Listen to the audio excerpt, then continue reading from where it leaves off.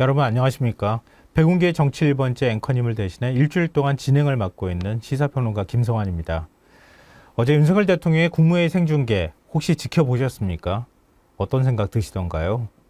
나는 잘했다, 오기와 오만, 선거에 참패한 이유를 성찰하는 게 아니라 오히려 국무위원들을 다그치는 유체 이탈 화법. 그러나 하지만 역접속사를 15번이나 쓰면서 국정기조는 옳다, 강변하는 태도. 죄송하다는 말은 대통령 고위관계자 입을 통해서 전달하도록 하는 모습. 이게 과연 대한민국 대통령의 모습인지 의심이 들 지경이셨을 겁니다.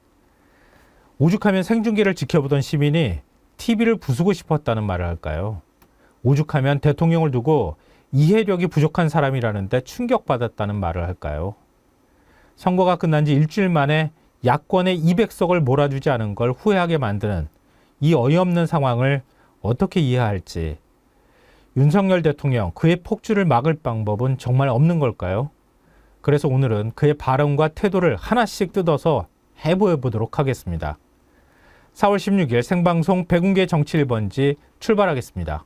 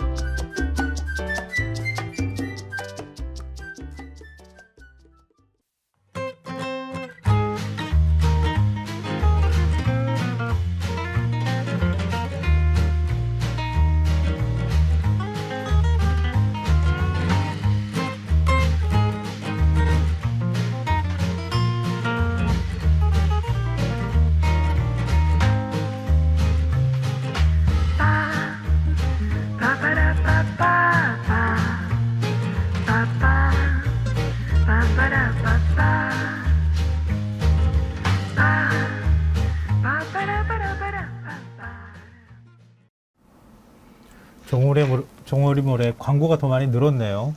아니, 누룽지 광고가 들어간 거 보고 아침부터 제가 지금 아무것도 안 먹었는데 방송을 계속 하고 있는데 누룽지가 먹고 싶은 생각이 들었습니다. 정어리몰에서 판매하고 있는 상품 많은 관심 부탁드리겠습니다. 출연자 소개해드리겠습니다. 오늘 함께 하실 세 분, 김윤정 전 민주당 의원 나와 계십니다. 네, 안녕하세요. 안녕하세요. 네, 김종욱 전 민주연구원 부원장 나와 계십니다. 안녕하세요. 네, 안녕하세요. 네, 신은규 민심동행 창준위원장 오늘도 역시 나와 계십니다. 안녕하세요. 네, 안녕하세요. 네. 이제 좀 저랑 한번 처음 뵙는 분도 계시고 두 번째 뵙는 분도 계시잖아요. 네. 이제 좀 적응이 되시는 거죠? 아, 예. 진행하는 거. 네, 뭐, 잘 적응하고 있습니다. 네, 첫날부터 별 아무 이상한 건 못 느꼈고요. 예. 편안했습니다. 저희 쪼사로스님께서요, 3만 원 슈퍼챗을 쏘시면서 안녕하세요. 김성환님 수고 감사드립니다. 앵커님 소식 궁금합니다. 깜짝 인터뷰 안녕하세요 될까요? 부탁드립니다. 이렇게 해주셨는데요. 혹시 백운계 앵커님 전화 연결이 가능하겠습니까? 중간에? 안 된답니다. 아니 근데 오래간만에 진짜 휴가를 보내시는데 전화해서 자꾸 이렇게 방해하면은 좀 그렇잖아요. 네, 쪼사로스님 좀 이해해 주셨으면 좋겠습니다. 그리고 카페지기님, 김성환 평론가님 감사합니다. 오늘도 잘 부탁드립니다. 화이팅 이렇게 해주셨어요. 감사합니다. 오늘도 좀 화이팅 해가지고 여러분과 함께 한 1시간 반 동안 함께 할 수 있었으면 좋겠습니다.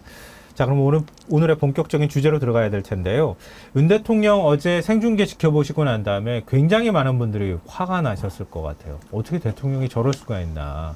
총선에 저렇게까지 참패하고 난 다음에 대통령이 어떻게 저런 태도를 보일 수 있을까? 아마 의아하게 생각하셨을 것 같은데요. 가장 아마 좀 화가 난 대목이 그거였을 것 같아요. 대통령이 자기의 잘못을 하나도 인정하는 듯한 태도를 보이지 않았다는 거예요.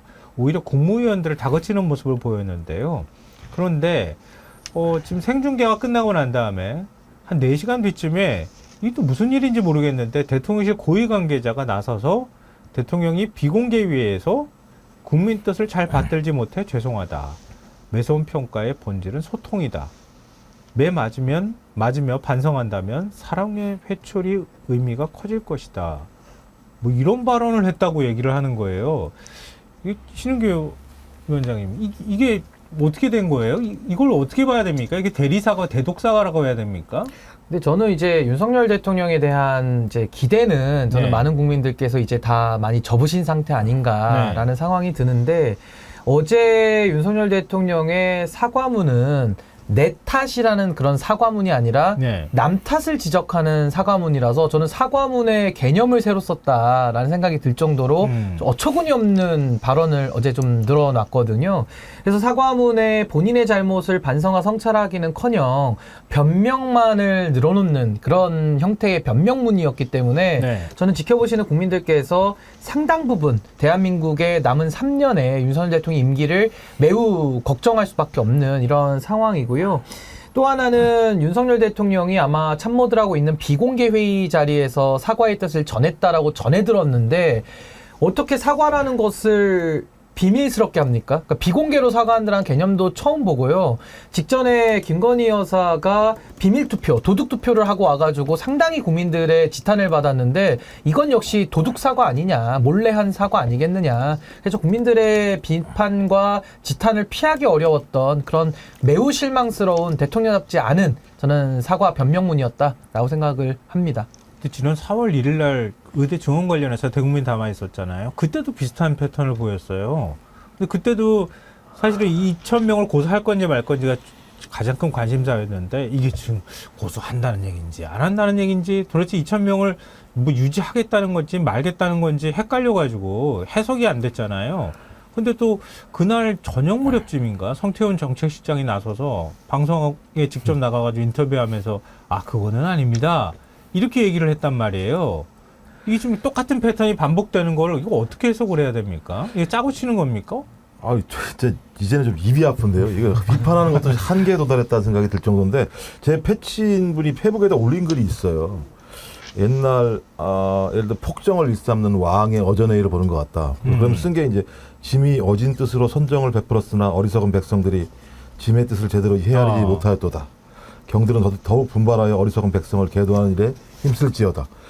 딱 듣는 순간 이런 생각을 하고 있나라는 생각이 드는 거예요. 기본적으로 그런 거잖아요. 내가 길은 제대로 갔는데 약간의 실수가 있었어. 니들이 좀 이해해. 톤이 그런 것 같다는 느낌이 드는 거죠. 아니 하다 보면 내가 잘 가는 상황인데 조금 실수할 수도 있잖아. 뭐 그런 거 가지고 왜 그래? 라고 얘기를 하고 난 다음에 이제 그 똥을 이렇게 하고 난 다음에 보니까는 이게 치울 수가 없거든요. 따지잖아. 그러니까 이제 예를 들면 아래에 있었던 그 경들이 나서가지고 그런 뜻이 아니고요.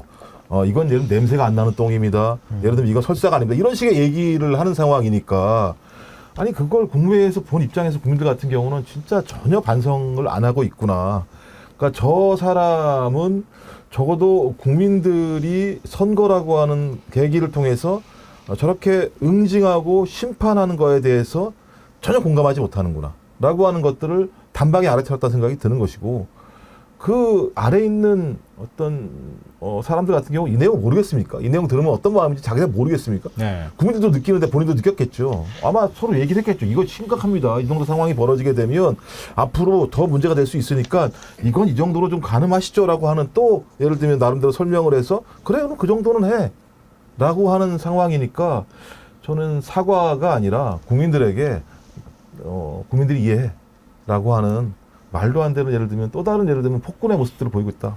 근데 이거 대국민 사과를 하는 게 뭐 담화를 하는 것도 아니고 기자회견을 하는 것도 아니고 국무회의 자리에서 국무위원들 앞에서 사과를 한 거나 다름이 없는 거고. 사과는 안 했죠. 왜 사과를 안 했죠? 네네네. 그 생중계할 때는 안 하고 네네. 난 다음에 자기들끼리 회의할 때 자기들끼리 사과했다는 얘기가 되는 건데 이거 보통 이럴 때 마사지 했다고 의심받잖아요. 그러니까. 안 했는데 대통령은 자기 입으로는 도저히 사과한다는 말을 못 하니까 국민들 앞에서 그냥 비공개회의 때 사과했다고 그냥 대충 퉁 치고 넘어가자. 이렇게 하는 겁니까? 이런 총선 결과에 대해서도 대통령의 인식의 수준이 이 정도라면은 정말 어느 별에서 온 분인가, 안드로메다에서 왔나 이런 생각 안 할 수 없고요. 특히 어제 그 국무회의 발언에 대해서는 뭐 야당은 말할 것도 없고요. 아까 말씀하신 대로 국민적 분노가 더 이제 기름을 부은 꼴이 되었는데 국민의힘 내부에서도 형식이나 내용 다 문제가 있다.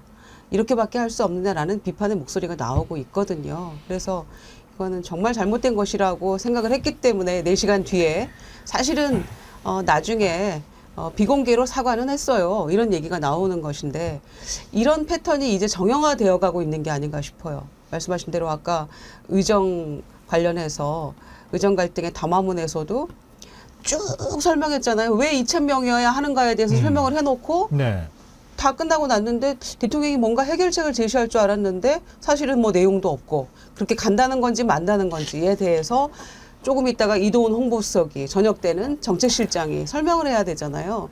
그러니까 그런 패턴이 이제는 자리 잡고 있는 게 아닌가. 대통령이 개발한 또 다른 형태의 소통의 방식인가 싶을 정도로 황당함을 느끼고요. 특히 대통령이 국무위원들한테 막 화를 냈잖아요. 그리고 나중에는 또 기강 막 이런 얘기를 했어요. 네. 그러면은 내가 방향은 맞게 잡았는데 제대로 일 못한 국무위원들 장관들이 문제고 공직기강 바로 잡아야 되겠어 이런 얘기인 것인지.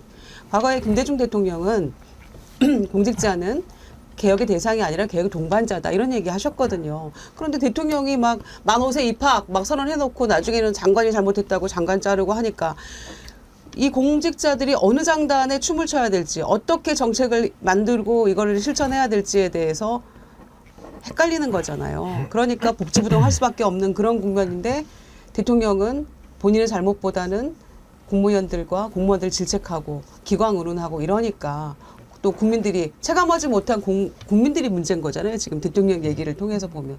그래서 이거는 정말 소통이 아니고 대통령이 정말 나는 틀린 거 없어라는 그런 고집불통의 모습을 다시 한번 국민들에게 확인시켜주는 자리였다라는 생각밖에 들지 않네요. 뭐 한겨레 신문에 사설에서 그렇게 썼더라고요. 대통령이 안 바뀌니까 국민 보고 바뀌라는 얘기를 하는 거나 다름이 없다. 이렇게까지 얘기를 하고 있던데요. 윤석열 대통령한테 사과의 품격을 기대하는 건 너무 지나친 건가? 사치인가? 이런 생각이 좀 들기도 해요. 그래서 저희가 제작진하고 같이 얘기를 했는데요. 이전의 대통령들, 전직 대통령은 집권 기간에 어떻게 사과했을까? 그게 굉장히 궁금하더라고요. 그래서 문재인 대통령이 사과하는 모습을 저희가 한번 영상으로 담아봤습니다. 어떻게 사과하는지 한번 보십시오. 국민들께 큰 심려를 끼쳐드려 송구한 마음입니다. 특히 성실하게 살아가는 국민들께 큰 허탈감과 실망을 드렸습니다. 마스크를 신속하고 충분히 공구하지 못해 불편을 끼치고 있는 점에 대해 국민들께 매우 송구스럽게 생각합니다. 감염병과 방역 조치로 인한 고통, 막심한 경제적 피해와 실직, 경험해보지 못한 평범한 일상의 상실, 이루 헤아릴 수 없는 어려움을 겪고 계신 국민들께 깊은 위로의 말씀을 드립니다. 이게 안 되는 겁니까?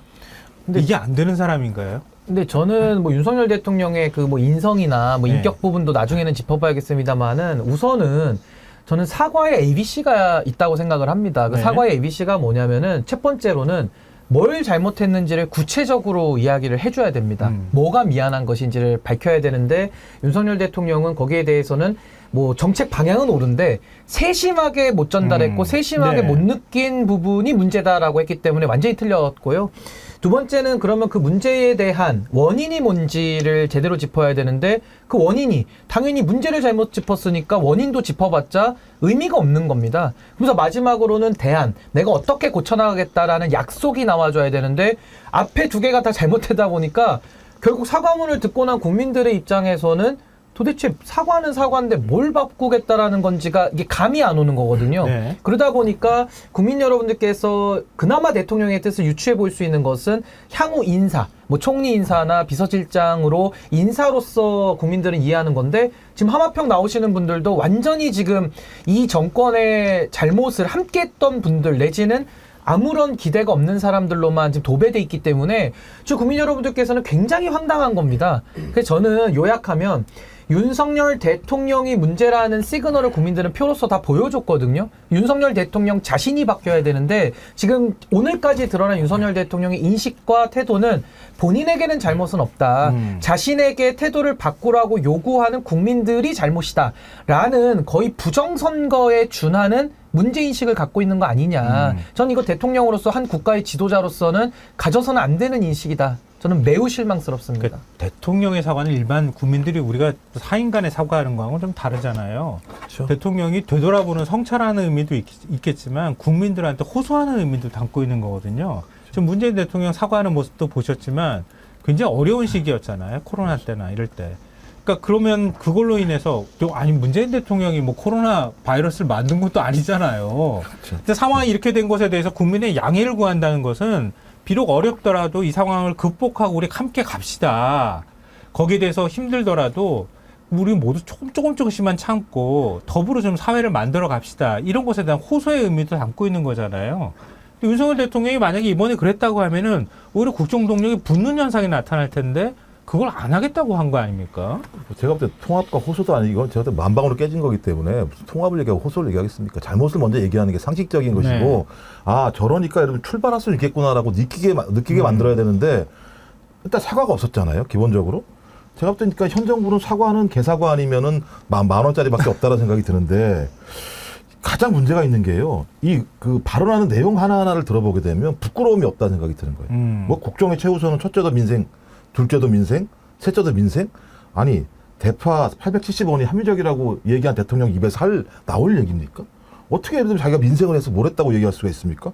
그다음에 더 재밌는 건 와 취임 이후 지난 2년 동안 국민만 바라보며 국익을 위한 길을 걸어왔지만 이란 얘기를 해요. 네. 저 같으면 얘기 못하는 거예요. 아니 그랬으면 국민들이 지지해 줬겠죠. 지지하지 못했다면 오히려 정반대의 얘기를 해야 되는 상황인 거죠. 거기다가 아까 얘기했던 것처럼 큰 틀에서 국민을 위한 정책이라고 하더라도 세심한 영역에서 부족했다고 생각합니다. 작은 잘못만 있을 뿐이야. 큰 틀에서 문제가 없어. 그러니까 내가 여기는 살펴볼게라는 얘기거든요. 이 얘기도 그 다음도 되게 웃겨요. 거기 제가 볼 때 계급 사회를 얘기하는 것 같아요. 세심하다는 게 그런 겁니다. 그러니까 그런 거 알았으니까 하층 계급들 조금만 기다려 같아요. 보십시오. 어려운 서민, 집을 소유하기 어려운 분들과 세입자들, 주식시장에 접근하기 어려운 서민들. 자, 이런 사람들, 당신들 박탈감을 가진 거 알겠는데 내가 조금은 앞으로 돌봐줄게라는 얘기거든. 이게 얼마나 예를 들면 국민들을 얕잡아보는 얘기인 거고 민주정치 핵심을 모르는 얘기는 왕정이 왕도 이렇게 얘기 못해요. 이렇게 얘기하면 밀란이 일어나고 반란이 일어나거든요. 제가 볼 때 오히려 반란을 부추기고 밀란을 부추기는 발언들을 계속 해대고 있는데 언론이 이런 내용들을 제가 볼 때 제대로 쓰지는 않아요. 그냥 포괄적인 범주에서만 사과 안 했어라고 얘기합니다만 내용을 다 뜯어보잖아요. 제가 볼 땐 야 니네들 나랑 싸울래? 라고 얘기하는 거거든요. 제가 그러면 언론은 이제 그래 국민이 싸울 생각이 있어. 그래 싸우자라고 얘기를 해야 되는데 싸우자는 얘기를 하는 게 아니라 사과가 없다는 둥 뭐 예를 들면 인사 조치가 없다는 둥 이런 얘기가 나오는데 핵심은 대통령이 변하지 않는다라는 걸 확인하는 거기 때문에 그럼 대통령이 변하지 않았을 때 앞으로 3년 동안 우리 뭘 해야 돼? 이걸 인정해야 돼 말아야 대한 논란으로 가야 되는데 모든 언론이 수습책 가지고 지금 논의하다는 생각이 들거든요. 네. 제가 볼 땐 이 문제는 아니다 이제. 이 정도 얘기가 나왔으면 수습책을 가지고 얘기할 내용이 아니라 이 대통령을 계속 유지해야 돼 말아야 돼라고 하는 국민들의 판단의 문제가 남아있다는 부분으로 우리의 토론들이 좀 옮겨가야 된다. 전 그런 생각을 많이 느꼈어요. 윤석열 대통령 뇌구조를 좀 해봐봤으면 좋겠어요. 근데 지금 그러잖아요. 나는 잘못이 없어. 근데 만약에 그러니까 큰 틀은 내가 만들었는데 그걸 진짜 집행하는 과정에서 세심함이 부족했어.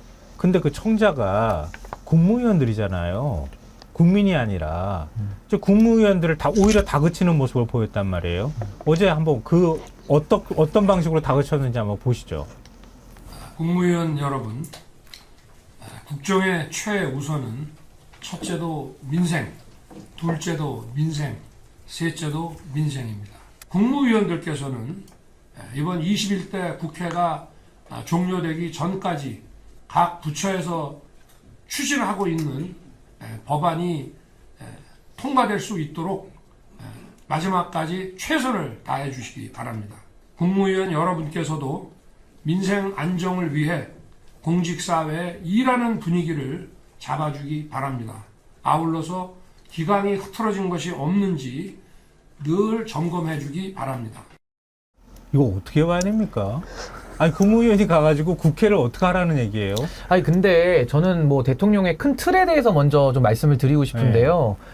첫째도 민생, 둘째도 민생, 셋째도 민생인데 왜 민생특보는 주기환 씨를 임명했습니까?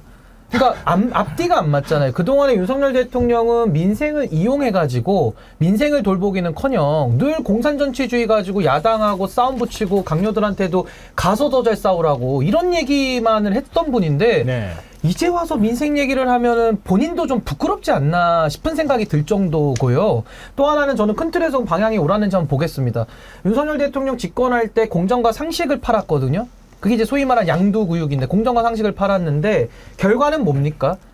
결과는 공정과 상식을 팔아가지고 김건희 여사 관련된 양평 고속도로 노선 조작에 대해서는 지금 다 진실이 숨겨져 있고 파헤치지도 않고 김건희 여사 본인이 명품백을 수수하는 장면이 카메라에 찍혀서 나왔는데 몰카는 몰카대로 처리를 하고요. 그거 뭐 범법사항 있으면 또 처벌하고 그 본인의 뇌물수수에 대해서는 따져봐야 되는 거거든요. 근데 이게 뇌물에 대해서 선물로 둔갑하는 내지는 대통령 기록물로 둔갑시키는 게 공정과 상식입니까? 그러니까 지금 큰 방향에서도 옳았다. 전 여기에도 동의가 되지 않는 겁니다. 도대체 그동안에 무슨 큰 방향이 있었는지도 의문이지만은 본인이 이야기했던 공정과 상식이라는 단어 자체를 완전히 오염시키고 짓밟아놨는데 이제 와서 국민들께 나는 잘했지만 요 부분이 부족했다. 나는 잘했지만 이 부분이 부족했다. 아무리 이런 식으로 자화자찬 사과를 해도 이 형용모순 아닙니까? 저도 지금 자화자찬 사과라는 말을 태어나서 처음 써봅니다.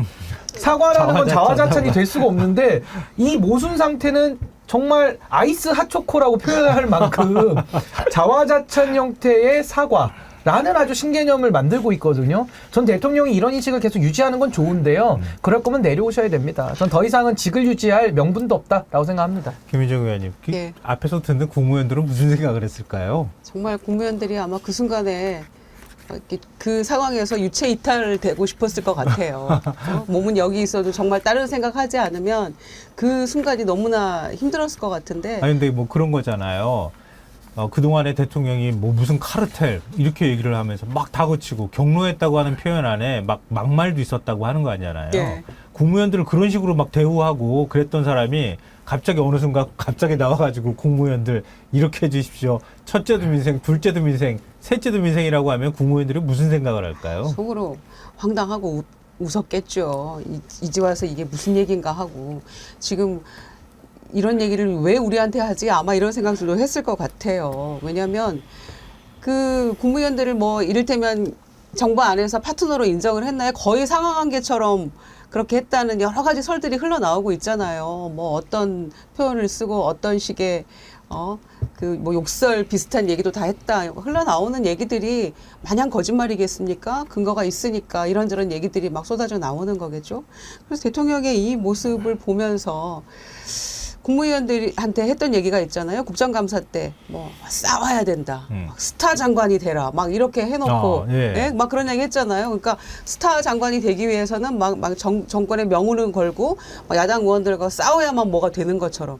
정치가 그런 게 아니잖아요. 대통령이 나서서 대화도 하고 협치도 하고 그렇게 하면서 뭔가 국회 안에서 얻어내야만 정부도 굴러가는 거고 국민들도 그래도 조금 안심하고 지켜보면서 소수 여당이지만 대통령이 이렇게 소통하면서 또 풀어나가는구나 이렇게 보면서 안심하는 거잖아요. 근데 그런 모습은 전혀 보이지 않고 공산 전체주의니 뭐니 해가면서 이념에 빠져 있고 전 정권 비판하고 야당 대표 비판하고 이렇게만 해 오다가 급기야는 이런 이 처참하게 패배한 결과를 놓고 나서도 남 탓을 하고 있고 국무위원 탓을 하고 있고 국민들이 제대로 몰라서 그래 이렇게 얘기를 하고 있습니다. 그 와중에 또 야당에 대해서 현금성 지원하는 것은 무슨 전체주의고 집단주의고 마약과 같은 것이라고 그 와중에 또 야당에 대해서 또 비난을 쏟아부었거든요.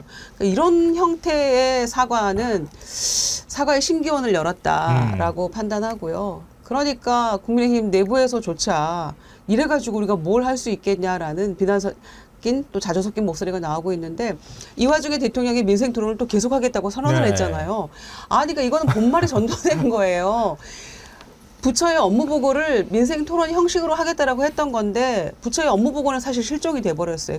가장 중요하고 공무원들이 그해 가장 중점적으로 하는 사업들에 대해서 대통령 얼굴을 보면서 토론할 수 있는 그런 기회를 제일 중요하게 여기는 건데 그런 거를 다 완전히 깡그리 무시하고 그냥 완전 대통령 마음대로 민생 토론을 해왔던 것인데 도대체 그렇게 해서 얻은 결과가 무엇인지 민생에 대해서 그래서 정말 걱정이 많이 됩니다. 게다가 저는 민생을 제대로 들으려면 민심을 제대로 들으려면 야당 대표 만나야죠. 대표를 만나서 정말 이런저런 얘기를 듣고 논의를 해야만 민심을 정말 똑바로 들을 수 있다고 생각하고요. 두 번째는 4월 19일인가 낙선자 대회를 한대요. 네. 국민의힘에서 그 후보들의 얘기를 들어야 된다고 저는 생각해요. 바닥 민심이 어때서 우리가 이렇게 됐는가를 들어야만 그나마 민심에 한 걸음 더 다가서고 대통령이 아 그랬구나라고 느낄 수 있을 것 같지. 이런 형식적인 민생 토론으로 대통령이 얻을 수 있는 게 뭐죠? 그냥 생중계되는 거 전파 남기밖에 안 되잖아요. 뭐 일말의 양심이 있다고 하면 나도 조금 그래도 책임이 있을 수 있어. 이렇게 이 정도는 생각하리라는 기대를 조금이라도 좀 해보고 싶은데 윤석열 대통령 머릿속에 그게 별로 없는 것 같아요. 그러니까 그 장면이 어제도 사실 나왔는데요. 이게 굉장히 상징적인 거여서 저희가 좀 영상을 준비해봤습니다. 한번 보시죠. 예산과 정책을 집중해서 물가 관리에 총력을 다했습니다. 부동산 3법의 폐해를 바로잡기 위해 주택 공급을 활성화하고 재개발, 재건축 규제도 완화해서 부동산 시장을 정상화하고 천정부지로 치솟았던 집값을 낮췄습니다. 주식 시장을 활성화해서 국민의 자산 형성을 돕기 위해 공매도를 금지하고 양도소득세 과세 대상 기준을 상향하여 증권시장에서 자금이 빠져나가지 않도록 조치했으며 기업의 밸류업을 지원했습니다. 대외 의존도가 높은 우리 경제의 어려움을 풀기 위해 수출 드라이브와 건전 재정, 민간 주도 성장을 지속적으로 추진했고 실제 수출이 되살아나면서 경제가 다시 일어서고 있습니다. 이번 총선을 통해 나타난 민심을 우리 모두 겸허하게 받아들여야 합니다. 지금 마이클 킴님께서요. 제발 얼굴 좀 가리고 해주세요. 이렇게 해주셨는데 아 저렇게 또 크게 화면으로 보니까 진짜 쉽지가 않네요. 계속 보기가. 야. 근데 제가 사실은 우리 모두라고 하는 것 때문에 그러니까요. 그것 때문에 보여드리려고 했던 건데요. 이게 원래 참모들이 만든 원고에는 없는 표현이었다 그래요. 근데 즉석에서 우리 모두라고 표현을 넣었다는 거죠. 이 얘기는 뭐냐면 나도 뭐 책임이 혹시 있을 수는 있겠지만 제가 뭐 그 윤 대통령 머릿속에 들어간 건 아니지만 모두 책임이라고 보는 거예요. 그러니까 선거 패배의 책임도 그렇고 지금 국정을 운영한 것에 대한 국민들의 따가운 질책이나 책임이 있다고 하는 부분도 내 책임이라고 생각하지 않고 다 같이 책임이 있는 거야. 아니 또 조금 더 얘기를 하자면 그냥 너네들이 잘못한 거야. 이렇게 보고 있다는 뜻 아니겠습니까? 이 즉석에서 원고에 우리 모두라고 하는 표현을 넣었다는 거잖아요. 뭐 말씀하신 것처럼 우리 모두라고 얘기하면 잘못은 아무에게도 없다는 얘기나 마찬가지인 거고 결론적으로 아까 계속 나왔던 얘기 그렇잖아요. 우리는 잘 갔는데 세심한 어떤 부분에서 제대로 못했기 때문이니까 세심한 일은 누가 합니까? 니네들이 하잖아. 그렇죠. 니네들이 잘못한 거잖아 결론적으로. 근데 왜 나한테 책임을 물어? 니네들이 다 처리해. 뭐 이렇게밖에 들리지 않는 측면들이 분명히 있고요. 뭐 일단 왜냐하면 그 이후에 한 얘기가 기강을 얘기했잖아요. 그렇죠. 야, 기강을 잡아야 될 거 아니야. 왜 세심한 부분까지 제대로 못하는 거야? 니네들 기강이 해야 하니까 그렇게 된 거 아니야? 니네들이 기강이 했으니까 선거를 진 거 아니야? 그러니까 내가 이 자리에 나와가지고 이런 얘기까지 해야 되는 상황이잖아. 잘 들어 이렇게 얘기를 할 수밖에 없는 상황이고 제가 월요일날 말씀드렸잖아요. 아 견딜만 한 것 같다. 윤석열 대통령은 이번 선거 뭐 이 패배에 대해서 정도쯤이야. 견딜만 한 것 같다. 그리고 이제 저기 자기 참모들한테는 견뎌. 니들 잘못했잖아. 라고 얘기하는 상황이기 때문에 총체적으로 국민들의 마음에 공감하지 못하는 거지 않겠습니까? 그리고 지금 계속 전정을 탓하잖아요. 탈원전이 문제야. 네. 아, 그러니까 원전이 문제야. 그래서 예를 들면 우리가 그 원전을 다시 했잖아. 그다음에 사교육 카르텔이 문제야. 그다음에 무분별한 현금을 지원하겠다고 이야기하는 이재명이 문제야. 그다음에 파퓰리즘이 문제야. 그러니까 전 정부들이 잘못한 것을 복원하려고 2년 동안 열심히 노력했잖아. 그 과정에서 벌어진 일이야. 우리 잘못이 아니라니까. 그냥 전 정부가 싸질러진 거 내가 이제 해결한 거니까. 근데 내가 이렇게 잘 설명했잖아, 잘하라고. 근데 왜 세심하게 못한 거야라고 얘기하는 말도 안 되는 일들이 지금 벌어지고 있는 거고요. 더 재밌는 건, 야, 이 김대중 주필 재밌는 사람이더라고요, 보니까. 하야를 얘기했잖아요. 아, 예, 맞아요. 야, 이번에 윤 대통령을 다시 주목한다. 제목이에요. 윤 대통령을 다시 주목한다. 윤 대통령이 대우각성에서 이 나라를 이끌어가는 것이 그나마 우리가 지금 할 수 있는 최선의 길이다. 이 얘기는 자, 이제 그만 싸워. 내가 그전에는 보수층 결집하려고 쭉 얘기한 거고 위기감을 조성한 건데 나 졌잖아. 지금 어떻게 하겠어? 자, 이제부터 다시 시작하는 거야. 대신 대통령은 내 말 잘 들어. 우리 권력 분점하는 거야. 당신 혼자 못 먹어. 라고 얘기하는 또 다른 예를 들면 보수 진영 내부에서 권력 분점을 둘러싼 지금 다툼이 더 벌어지는 측면들이 분명히 있거든요. 이러면 누가 예를 들면 고생하느냐? 국민이 고생할 수밖에 없어요. 저는 제가 볼 때 이 상황은 아까도 말씀드렸습니다만, 그러니까 국정을 정상화시키는 문제로 갈 문제가 아니다. 이 문제는 국정을 정상화시킬 수 없기 때문에 시스템을 바꾸는 문제로 가는 문제에 대해서 우리가 고민하지 않게 되면 계속 쓸데없는 논쟁만 벌이다가 다시 여야가 여야나 저모양 적고리야로 갈 수밖에 없는 상황이어서 저는 어느 순간 고디우스 매듭을 끊듯이 저는 그런 어떤 무엇인가를 끊을 수 있을 만큼의 방책들을 가지고 국가 운영에 대한, 그건 야당도 마찬가지라는 생각이 분명히 듭니다만 야당이 해야 될 몫이겠죠. 전 그런 새로운 예를 들면 침노를 지금 고민해야 된다는 생각이 들어요. 이런 내용들을 들으면서. 그래서 저도 네. 좀 김종욱 박사님하고 비슷한 맥락인데 결국 모든 문제는 윤석열 대통령 개인이거든요. 네. 근데 그 개인의 발언을 들어봤을 때는 전혀 이제 개선의 가능성이 없습니다. 네. 근데 개선의 가능성이 없는데 그래도 많은 분들께서는 나라의 혼란이나 뭐 여러 가지를 걱정하셔가지고 기도하는 마음으로 바뀌기를 바라는 또 희망을 자꾸 이야기할 수 있거든요. 네. 근데 그건 냉정하게 희망은 희망인 겁니다. 그래서 현실을 좀 직시해야 된다고 보고, 윤석열 대통령은 임기 초부터도 지지율이 20%로 떨어졌을 때 수석급들은 책임을 안 물었고 행정관들 60명한테 책임을 물은 그렇죠. 적이 있었고요. 예.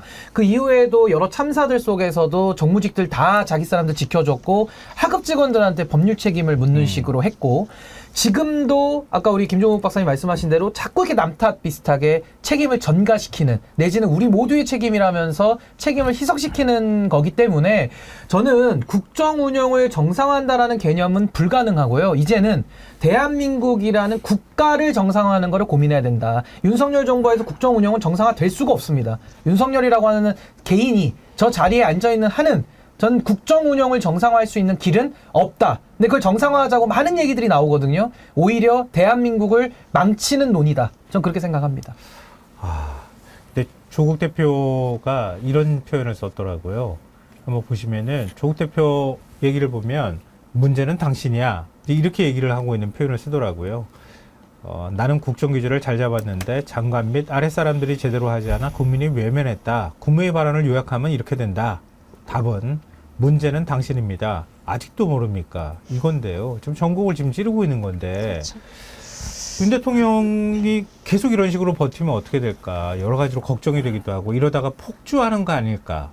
이 가장 국민들이 우려하고 있는 부분 아닐까 싶어요. 지금 뭐 어제죠. 원달러 환율이 1,400원 뚫었잖아요. 네. 지금 이제 조금 내려간 상황인데 이런 정도로 심각한 상황인 거를 좀 인식은 하고 있는가? 정말 거기에 대해서 정말 컨트롤 타워 역할은 제대로 하고 있는 건가? 이런 생각을 해요. 이 1,400원이라는 게 환란 때나 가능한 수치잖아요. 이거 정말 제대로 잡을 능력이 있는 건가? 이런 걱정이 들어요. 근데 아까 내용 다 들어보셨습니다만 자기는 잘했다는 거잖아요. 쭉 얘기하는 거 네. 보게 되면 잘했다는 거잖아요. 근데 그 잘해서 1.4% 경제 성장률을 달성했는지, 그 다음에 세수 펑크가 뭐 조정했습니다만 50한 4조 정도의 세수 펑크가 났습니다.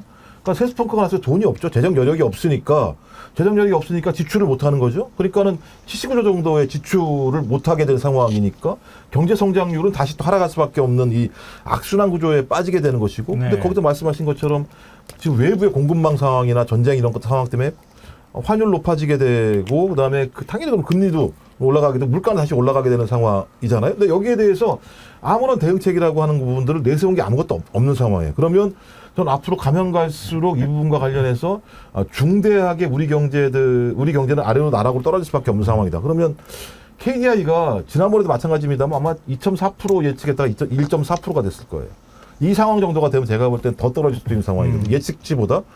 그러면 그 상황 정도면은 민생이라고 얘기하는 건 민생의 민자도 얘기할 수가 없는 상황이 되는 거고, 우리 경제는 환란 또는 코로나 때보다도 더 악성적이니까요. 네. 그러니까 그때는 무슨 뭐 환란이라는 게 있었고 코로나라는 게 있었으니까 국민들이 이해해서 대통령이 나와서 호소를 하면 호소라도 먹혔던 건데, 지금은 무슨 환란도 아니고 바이러스 문제도 아닌데 이렇게 예를 들면 말도 안 되는 성적을 냈다는 건 대통령이 경제 운영을 할 수 없다라고 하는 것이 판명됐다고 보는 거예요. 그럼 대통령이 경제 운영을 할 수 없는데 대통령이 직을 유지할 유일한 방법은 뭐냐면 자기의 권한을 내려놓는 거예요, 실제로. 지금 아까도 영상에 봤지만 물가관리 총력 다 했다 그러잖아요. 자기는 대파 875원도 왜 저러는지를 이해를 못했을 것 같아요. 그럼 이제 무능하기 때문에 내려와야 되는 겁니다. 이제 무능한 겁니다. 그러니까 열심히 다 했는데도 이렇게 했다 그러면은 실력이 없는 거죠. 그래서 저는 물가나 경제 상황도 심각하지만 저는 더 심각한 게 구조개혁의 실패거든요. 지금 대한민국 초저 출산 얼마나 심각합니까? 저는 초저 출산 0.6명이라는 것도 심각하지만은 이 급속한 하락세거든요. 지금 젊은이들은 결혼도 어렵고 결혼해도 아이를 못 낳습니다. 근데 이런 지금 0.6으로 떨어지는 것을 지금 방치하면 이 금방 0.5 되고 이제 0으로 수렴하거든요. 네. 공동체 붕괴가 임박한 겁니다. 그래서 저는 이 인구 재앙 상황 속에서 윤석열 대통령 저런 식으로 희희낙낙거리고 지금 자리를 유지할 좀 명분이 없다. 미래와 정말 우리 자손들이나 우리 정말 현생을 살고 있는 많은 분들에게 이 인구구조라는 정말 사회구조 대개혁을 못 이뤄내면 앞으로 미래가 없거든요. 저는 역사의 죄를 짓고 있는 것이다. 저 그렇게 생각합니다. 근데 지금 집값도 잡았다고 그렇게 표현하더라고요. 자기가 집값 잡았다고 지금 얘기를 하더라고요. 집값이 오히려 떨어진 집값이 거죠. 더 떨어지니까 규제를 다 풀어준 거 아니에요? 건설 경기라도 살려놓으려고. 그렇죠. 지금 내수가 너무 침체되면 안 되니까. 그러니까 다 거짓말만 하잖아요. 예를 들면 뭐 재정준칙 얘기하면서 뭐 3% 이내라고 얘기했는데 제가 볼 때 다 4% 다 넘었고 넘어가죠, 5.9%였고 재작년에는 제가 볼 때 3.9%인가 이렇게 올라갔던 네, 상황이죠. 맞아요. 그리고 그러니까 자기들 세수펑크도 거의 90조 가까이 났어요. 그러니까 자기 스스로가 얘기해서 그 건전 재정을 통해서 국가 어떤 재정 건전성을 만들겠다고 얘기해놓고 왜 그 이유는 뭐죠? 그 전 정부가 못했으니까. 근데 그렇게 얘기해놓고 그 전 정부보다 더 말도 안 되는 상황을 만들어 놓고도 우리 경제가 제대로 가고 있다라고 얘기하는. 그러니까 거짓말까지 하는 상황이면, 그러니까 대통령이 반성할 줄 모르고 그 다음에 지금 상황을 파악할 줄 모르고 그 부분에 대해서 거짓말까지 하는 상황이라면 앞으로 뻔한 거 아니겠습니까? 거기다가 김대중 주필 말에 의하면 용산 쪽 사람들 말을 들어보면 너무 독선적이고 독단적이고 자의적이라고 얘기해요. 이런 사람한테 경제를 맡기면 어떤 일이 벌어지겠습니까? 완전 제가 볼 때 그냥 집 곳간 다 거덜나는 상황이거든요. 근데 얘기 들어보면 전혀 거덜 안 난다는 거잖아요. 부동산도 잡고 물가도 대부분 안정적으로 만들었고 우리 경제 앞으로 아무런 문제도 없고 그렇게 만들어놓은 나라에 살아가고 있는 우리 국민들은 10,000원짜리 사과를 먹어야 되는 상황. 제가 볼 때는 다른 나라에 살고 있는 거예요. 그러니까 두 개의 나라가 있는 거죠. 용산의 구중궁궐 안에서 자기 스스로 예를 들면 호령하면서 살아가고 있는 나라가 있는 것이고, 그 밖에 저작거리에서는 삶이 힘들다고 아우성치는 국민들이 있는 것이고, 저는 이런 나라들은 대부분 어떤 일이 벌어지느냐, 밀란과 반란이 벌어질 수밖에 없어요. 그렇게 잘하고 있는데 국민들이 못 느끼고 있으니까 우리 잘못이겠죠. 코로나 위기를 간신히 넘겼는데 이제는 남탓 바이러스만 창궐하는 이 정권이잖아요. 게다가 저는 이 모든 문제의 시작과 끝이 대통령 자신에게 있는데 우리 모두 함께 책임지자라는 말로 그 책임으로부터 벗어나려고 하고 있다. 외면하려 하고 있다라는 점에서 근본적인 문제가 있는데, 일단은 연설문을 쓴 이 연설 비서관부터 경질을 하든지 바꾸든지 해야 될 것 같아요. 대통령이 첨삭을 했다고는 합니다만은 이런 정도의 의식 구조를 가지고 있다면 심각하다고 보고요. 두 번째는 저는 대통령이 이 총선 결과에 대해서 뼈 아프거나 혹은 굉장히 심각하게 받아들이지 않고 있는 것 같아요. 그거는 박수영 의원이 전 여의도 연구원장이 얘기하는 것처럼 예전에 103석이었는데 우리가 5석 더 얻었잖아.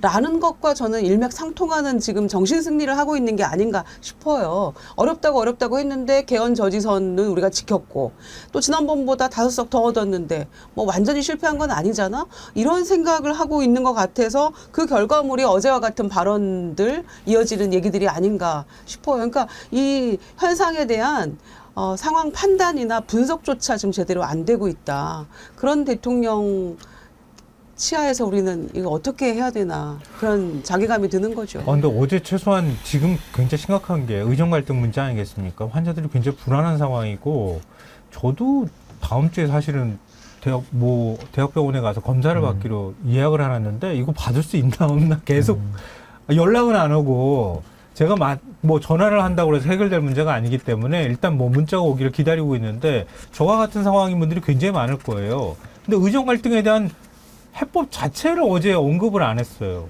이거 그냥 현실에서 제일 심각한 문제를 아예 얘기를 안 하는 걸 이거 어떻게 봐야 됩니까? 그러니까 이제 대통령이라면은 사회 갈등이 발굴되고 또 갈등을 해결하는 역할을, 조정자 역할이 대통령의 제1의 책무인데 윤석열 대통령은 갈등을 발굴하는 것 정도가 아니라 아예 본인 자체가 문제를 만들고 다니고 있거든요. 네. 그러니까 불필요한 문제까지도 대통령의 입과 대통령의 생각이 잘못돼가지고 문제를 막 만들어가지고 사회를 혼란시키고 그 혼란 속에서 본인이 정치적인 이익을 받으려고 했던 굉장히 사악한 정치 행태를 지금까지 보여왔기 때문에 전 이거는 뭐 민주주의 국가에서는 용납할 수 없는, 저는 레드라인을 계속 넘어왔다라고 생각이 들고요. 이 의정 갈등의 경우에는 저는 정부에 대해서 기대할 건 없다라는 생각이 들고, 저는 대승적 차원에서 이제는 국민적 총의와 좀 민의를 모을 수 있는 역할을 좀 야당이 좀 해줬으면 좋겠다. 그러면서 국민들을 설득하고 국민과 함께, 저는 야당이 함께 힘을 모아서 윤석열 정권에 대한 이제는 더 이상의 퇴로가 없는, 저는 최대한의 압박을 통해 가지고 이 정부에 대해서 저는 할 말은 해야 된다. 그러지 않으면 이 의정 갈등도요, 완전히 손 놔둔 상태에서 피해는 다 국민들이 보거든요. 전 이거 방치할 수는 없기 때문에 좀 더 신뢰를 얻을 수 있는 정치 세력들이 저는 그 역할을 좀 해야 될 것이다. 그렇게 생각합니다. 근데 이재명 대표가 대안을 제시를 했는데 또 안 받잖아요. 그러니까 이제 대통령은 아무 얘기도 안 했는데 또 참모진들이 열려있다라고만 얘기를 했어요. 열려있다. 정원 문제도 계속 뭐가 열려있대. 열려있으면 뭐 해결을 해야 되는데, 말씀한 더불어민주연합이 제안한 게 있습니다. 분명히. 뭐 야당 당대표도 네. 이재명 대표도 얘기했습니다만, 여간 좀 그 국민, 의료계, 정당, 정부, 사자협의체 구성하자고 얘기했었잖아요. 문제 해결이 안 된다면, 그러니까 정부와 의협 간의 갈등이 심각한 상황이기 때문에 둘이 타협이 안 된다면 거기에 중재자로서 다양한 사람들이 들어가서 빠른 시일 내에 문제를 처리할 수 있잖아요. 하나는 딱 하나잖아요. 의대 정원 문제에 절대 연연하지 않겠다. 원점에서 돌려서 그 문제에 대해서 새롭게 시작하겠다라는 말 한마디만 하면 제가 볼 때는 돌아올 거거든요. 그러니까 돌아와야 될 거 아니에요. 사람 목숨이 걸려있는 문제고, 뭐 저는 의사들도 지금 하는 행태 자체가 끝까지 예를 들면 이렇게 대결적 국면으로 가는 것도 문제가 있다고 생각이 들기는 합니다만, 정부가 맨 처음에 시작한 거잖아요. 의대 정원 문제 같은 경우. 그래서 결자 해지해야 되는 거죠. 그러면 지금 갈등의 문제가 그러하니 의대 정원 문제와 관련해서 의대 정원을 증원하는 원칙 속에서 일단 숫자는 연연하지 않겠다라고 딱 못을 받고 협의체를 만들어서 6개월 내에 정리한 다음에 저도 내년에 그것이 뭐 500명이건 2000명이건 상관없이 증원하는 것을 결정하자라고 해서 다시 세팅을 해야 되는데, 그걸 안 하는 상황이 벌어지는 건 네. 제가 볼 때 그냥 멋대로 해라. 모르겠다 이런 것 같아요. 내가 얘기한 2000명에 대해서 내 입으로 절대 아니라고 얘기할 생각이 전혀 없다라고 하는, 그러니까 그야말로 독단과 독주, 독선, 자의적 판단. 제가 볼 때 이게 결정판인 거죠. 그러니까 자기가 잘못한 게 뭔지 모르기 때문에 야당의 도움을 구해가지고 우리 함께 문제 해결해 봅시다. 이런 얘기도 할 수가 없는 상황이 아닐까. 어제 국민들이 가장 듣기 원했던 말 중에 하나는 야당하고 협치하겠습니다. 내가 그동안에 안 만났지만 한번 만나겠습니다. 만나서 얘기하고 국회 협조를 구하겠습니다. 이렇게 얘기했더니 아까 나오는 영상 보셨으면 아시겠지만 국무위원이 가가지고 하라 그러잖아요. 그러면 이재명 대표 만날 생각은 전혀 없다는 얘기가 될 것 같은데, 일단 윤 대통령이 어제 국무회의 모두 발언에 대한 야당의 반응은 뭐였는지 저희가 듣고 그 다음에 이 부분에 대한 얘기를 좀 했으면 좋겠습니다. 불통의 국정 운영에 대한 반성 대신 방향은 옳았는데 실적이 좋지 않았다는 변명만 늘어놓았습니다. 어리석인 국민들이 난데없이 심판의 표를 던졌다는 것 아닙니까? 체스님께서요, 김앵커님, 뚱땡이 목소리 제발 틀지 마이소. 점심시간입니다. 토 나옵니다. 오죽하면 지금 이런 문자까지 주셨을까요? 그리고 겨울아니님께서 집값을 잡은 거냐? 금리가 올라서 억지로 떨어진 거지. 그리고 이은경님, 어제 시장에서 대파 2kg 한 단 5,000원이던데 대파 논쟁 무마하려고 보조금 왕창 줬나 본데 양배추 한 망은 25,000원. 10년 장사에 양배추 최고가네. 양배추도 해보시지? 뭐 이런 문자까지도 좀 주고 계시는데요. 민주당은 어떻게 됩니까? 이건 민주당이 손쓸 방법이 없는 거 아니에요? 난 나대로 가겠다고 해버리면 민주당이 할 수 있는 방법이 뭐가 있을까? 근데 저는 어제 윤석열 대통령의 그 국무회의 발언을 보면요. 야당과 대화하겠다라는 의미에서 야자가 한마디도 안 나옵니다. 그냥 국회와 소통하겠다 이러거든요. 네. 그러니까 국회와 소통하겠다라는 것은 또 자기 지지자들만 모아놓고 소통하겠다. 아까 민생토론에도 그 토론하면 뭐합니까? 매번 자기 지지자들만 불러가지고 얘기 듣고 서로 박수치고 끝내는데 아무 의미가 없는 거거든요. 그래서 저는 지금 야당과의 관계에 있어서도 대통령의 인식 자체가 뭐 야당 얘기를 한 번도 꺼내지 않는 그런 대통령이기 때문에 앞으로도 협치는 난망하다. 이것은 야당의 책임이 아니라 대통령의 책임이거든요. 그래서 저는 민주당에게 주문하고 싶은 것은 무의미한 대화를 저는 더 이어갈 필요는 없다고 생각합니다. 네. 대통령에게 제안했고 할 만큼 했는데 대통령이 무지해서 미련해서 못 깨닫고 있는 거기 때문에 전 야당이 이번 승리에 저는 자만하지 말고 네. 안주하지 말고 오히려 200석은 못했습니다마는 범국민적 지지를 끌어내서 저는 국민과 더 소통하려는 노력을 더 유지 강화해야 된다 생각하고요. 그 국민적인 힘을 가지고 저는 정부를 압박해 나간다면은 전 이 매우 어려운 난국이고 풀기 어려운 숙제지만은 전 윤석열 대통령 우리 국민의 지혜로 저 충분히 이겨낼 수 있다. 저 그렇게 생각합니다. 그러니까 그 윤 대통령이 뭔가 하려고 해도 법을 바꿔야 되는 게 거의 대부분이잖아요. 그러니까 저런 방식으로 폭주하지 못하도록 법을 바꾸지 않는 방식으로 견제하는 방법도 있을 거고, 아니면은 대통령이 사회 구조의 개혁을 못하면 국회가 나서서 법을 바꿔서 오히려 행정부가 그 법을 따르도록 만드는 방법도 있을 거 아니겠습니까? 아, 근데 계속 거부권 행사할까요? 근데 제가 볼 땐 더 어려워진 상황이라는 거 느낀 게 뭐냐면, 이제 야당을 안 만났던 가장 중요한 이유 중에 하나가 피의자 신분이라는 거 아니겠습니까? 피의자랑 네. 만날 수 없다. 어떻게 예를 들면 피의자의 혐의를 받고 있는 사람과 국정을 논할 수가 있는가라고는 한 입장이었는데, 국무회의 발언에서 또 하나가 나왔지 않습니까? 마약이잖아요. 예. 마약이라고 얘기했지 예, 않습니까? 포퓰리즘 그러니까 현금성 얘기하면서 지원을 마약이라고 하거나 예. 파퓰리즘을 얘기하는 것들은 우리 사회에 마약 같은 존재다. 마약은 척결해야 될 대상이거든요. 그러니까 피의자는 사법적 판결로 유죄가 나면 감옥에 들어가야 될 사람이고, 마약은 우리 사회에서 척결해야 될 대상인 거죠. 근데 그 얘기를 다 해버렸으니, 그런 예를 들면 마약과 같은 존재이며 피의자 신분인 사람과 협조를 할 수 없으니 계속 얘기하는 게 그 본인이 얘기한 겁니다. 그 윤석열 대통령이 국민 여러분께 더 가까이 민생 속으로 더 깊숙이 들어가서, 이 얘기 뭐냐, 야당이랑 국회랑 만날 생각이 있는 게 아니라 국민과 만나가지고 이 문제를 풀겠다는 얘기를 하고 있는 거예요. 저때 절대 야당 당대표를 만날 생각이 없다라고밖에, 아니 이 국민이 처음 나온 자리에서 협치나 야당 당대표랑 직접 만나겠다는 얘기를 자기 입으로 안 하는 상황이라면 네. 싫은 거잖아요. 뭐 달리 어떻게 표현하겠습니까? 아까 우연히 나왔던 우리 모두라고 하는 발언과 똑같이 나는 니네들 만나고 싶지 않아. 내가 그 얘기를 내가 왜 해야 되라고 밖에 얘기할 수밖에 없는, 이해할 수밖에 없는 상황이기 때문에 대통령은 여전히 야당 당대표 또는 국회에서 압도적 다수당이 된 야당과도 협력할 생각이 없다라고 판단할 수밖에 없어요. 저는 그렇다면 어떤 정도들 끌어낼 수밖에 없는 거죠. 예를 들면 여당을 통해서 소위 특검법 같은 경우 제의를 할 때 200석이 넘게 만들어서 국회와 협조하지 않으면 대통령이 아무것도 할 수 없다라고 하는 사실들을 보여줘야 돼. 능력껏. 그럼 완전히 이제 초토화되는 거죠. 대통령실 같은 경우는 아무것도 할 수 없게 되는 상황을 만들어서 소위 다수 의회 연대를 만들어야 되는 거죠. 네. 중대한 사항과 관련해서는 200석을 넘길 수 있다라고 하는 것들을 좀 제가 볼 땐 야당, 특히 이재명 당대표를 중심으로 한 번 정도는 꼭 만들어내야 된다. 그래서 대통령이 국민에게, 국회도 국민을 대의하는 거니까 국민에게 무릎 꿇게 하는 것들을 한 번 더 보여줘야 된다. 그리고 본인도 그렇게 한번 처참하게 대통령의 직이라는 게 얼마나 무거운지, 육중한지를 느껴보지 않으면, 그러니까 안 당해봐서 그래요. 제가 지금까지도 한번 당해봐야 돼요. 당해서 굴욕을 느껴야 국민의힘이 국민들의 힘이, 왜 국민의힘이라고 이름을 지어가지고. 예. 하여튼 뭐라 그래. 하여튼 이런 게 좀 있게 만들어내지 않으면 안 되겠다 생각이 들어서 지금은 제안을 하면서 타협을 할 생각을 하는 건 저는 너무나 선하게 보는 거다. 이 상황은. 이제는 무릎을 꿇게 만들어서 스스로 협조하게 만드는 법밖에 없다. 그것도 안 한다면 마지막 수밖에 없죠.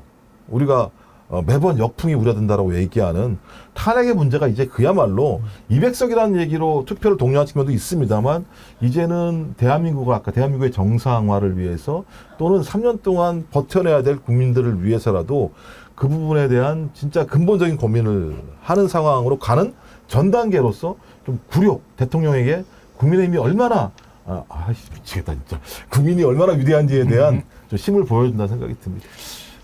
그러니까 국정기조가 잘못되지 않았다는 생각을 어제 얘기한 거 아닙니까? 네. 방향 잘 잡았는데 디테일에서 뭔가 미진했고 국무위원들 좀 더 열심히 분발해야지 이런 취지의 이야기인데요. 그래서 이제 이해가 됩니다. 그래서 국회의원 입도 틀어막고 의사 입도 틀어막고 대학생 카이스트 대학생 입도 틀어막고 이렇게 했던 것 같아요. 왜냐하면 내가 잘 하고 있는데 너네가 왜 소리 지르고 비판하는 거야 라고 생각했기 때문에 그 국민의 입을 틀어막은 거잖아요. 또 국민의 대표인 국회의원 입도 아무렇지도 않게 막 틀어막고 이제서야 조금 이해가 된다고 해야 될까요? 좀 참 씁쓸한데요. 대통령이 지금 그 의정 갈등 문제도 전혀 갈등을 해결할 문제, 뭔가 대통령으로서 해결책을 제시할 생각은 전혀 없는 거고 또 그러면 비판이 좀 더 높아지면 참모들은 열려 있어 이렇게 얘기해서 국민들 지금 뚜껑이 열리고 있잖아요. 네. 그런데 정작 피해자가 국민인 이유는 병원을 막 전전하다가 사망하시는 분도 계시는 것 더해서 5월이면은 대학 입시 이제 모집 요강을 완성 지어야 되잖아요. 그때까지는.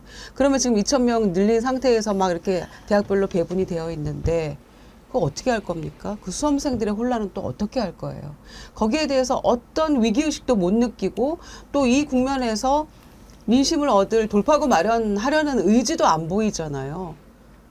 그래서 야당이 나서서 어떻게든 이 어려운 상황들을 수습해 보려고 제안을 해도 그것조차도 또 벽에 부딪히니까 어떻게 해야 됩니까? 국민들이 나서야 됩니까? 뭐 지금 이제 선거 패배 이후에 얘기들 우리가 하고 있지만 2016년 그때 박근혜 대통령이 있을 때에도 그때도 선거 졌잖아요. 물론 한석 차이로 지기는 했지만 그때도 상황 인식이 안 됐던 시절이었단 말이에요. 그러니까 그 당시에 박근혜 대통령이 선거 참패 이후에 어떤 입장을 보였는지 한번 보시죠. 이번 선거의 결과는 국민의 민의가 무엇이었는가를 생각하는 계기가 되었다고 생각합니다. 앞으로 국민의 민의를 겸허히 받들어서 국정의 최우선 순위를 민생에 두고 20대 국회가 민생과 경제에 매진하는 일하는 국회가 되기를 기대하면서 정부도 새롭게 출범하는 국회와 긴밀하게 협력해 나갈 것입니다. 주문, 피청구인 대통령 박근혜를 파면한다. 결말이 저렇게 가는 건데요. 지금 박근혜 당시 대통령의 발언 가운데 국회가 이렇게 하기를 기대하면서 이렇게 했단 말이에요. 매우 근데 비슷해요. 이번 윤석열 대통령 국무회의, 저 때도 국무회의 발언이거든요. 국무회의 발언보다도 그나마 나은 것 같아요. 오히려 거꾸로 보니까. 훨씬 상태는 더 나아 훨씬 보이니까. 나은데. 아니, 냉정하게. 네, 냉정하게 보면 훨씬 박근혜 나은데. 대통령은 자화자찬까지는 안 했잖아요. 네, 그러게 말이에요. 근데 책임은 국회로 밀어놨지만 떠넘겼지만 그래도 윤 대통령보단 낫어요. 근데 1년 뒤에 결국 그 상황인식이 안 되니까 탄핵까지 갔단 말이에요. 그래서 저는 뭐 대통령 탄핵 얘기를 제가 지금 뭐 벌써 꺼내서 하기보다는 저는 가장 중요한 게 법야권 200석의 의미가요. 대통령의 거부권 오남용을 통제할 힘을 가져야 된다. 그리고 대통령이 중대한 헌법과 법률 위반을 할 때 즉각적으로 국회가 탄핵을 발동할 수 있는 최소한의 안전장치를 저는 가져야 된다는 의미에서 제가 법야권 200석을 말했는데 결과적으로 법야권 200석이 안 됐거든요. 그럼 반대로 말하면 여당 소속인 사람들을 12명 정도는 돌려 세워야 중대한 헌법과 법률 위반이 윤석열 대통령이 했을 때 규제할 수가 있는 겁니다. 감독할 수 있고 견제할 수 있는 거거든요. 네. 그렇다면 저는 이제 지금부터 우리 정어리한 분들의 좀 역할과 책임이 더 막중해졌다라고 저는 생각이 드는데 결국 정치권에 기대할 수 없거든요. 그렇다면 안타깝지만 이제는 여론이 먼저 돌아서야 되고요. 여론이 돌아서면 언론이 돌아섭니다. 지금도 조중동 사설 보면요. 윤 대통령한테 마지막 최후 통첩 보내고 있거든요. 저는 언론이 돌아서면 여당도 돌아설 수밖에 없다. 그러니까 순서가 여당과 싸우고 윤석열 대통령 저 말도 안 통하는 고집불통을 상대할 것이 아니라 여론을 돌려 세우면 언론이 돌아오고 언론이 돌아오면 저는 여당을 압박할 수 있다. 이 순서로 가야지 윤석열 대통령과 더 거래를 하거나 더 상대를 해가지고는 한 번, 두 번 속지 이제 세 번, 네 번은 속을 수가 없다. 저 그렇게 생각합니다. 근데 이미 뭐 보수 언론은 다 돌아섰어요. 제일 매일 신문을 열심히 뜯어보고 하는데요.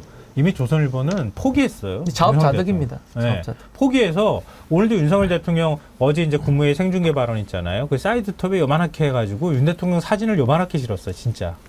예, 그 손톱만하게 실었어. 이제 거기는 보니까 이제 조선일보가 아니라 TV조선 9시 뉴스가 그냥 맹공을 지금 하고 있는 네. 상황이거든요. 그러니까 네. 그래서 제가 볼 때는 이제 이 정도의 맹공을 통해서 이것도 일종의 물타기예요. 따지고 보면.